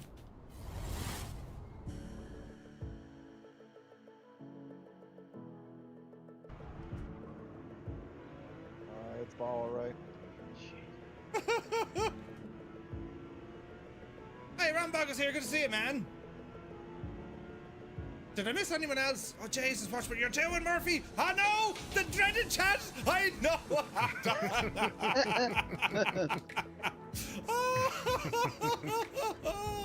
See what happens? Did you see it? Collider is here. Do you know? Ah, don't hit me with a frying pan! Oh, jeez! Jesus, hear it! You just hit me with a frying pan! She didn't make a noise! Of course I made a noise! You hit me with a frying pan in my head! Turn around! Why would you hit me with a frying... Don't hit me again! Ah! Yes, it makes a noise! You're hitting me with a frying pan! Annalisa, did you put her up to that? Jesus, me head! Oh, who hit someone? I mean, come on! Who hit someone with a frying pan, for God's sake? Oh, very hollow sounding. What? What are you talking about, hollow sounding? This will surely blow up. All is well in the realm. I promise you can make... Oh, there it is! It landed like a dart, and now it's fine again. Yeah, we broke the plane. We absolutely broke the plane. Yes. Right, the last thing I want to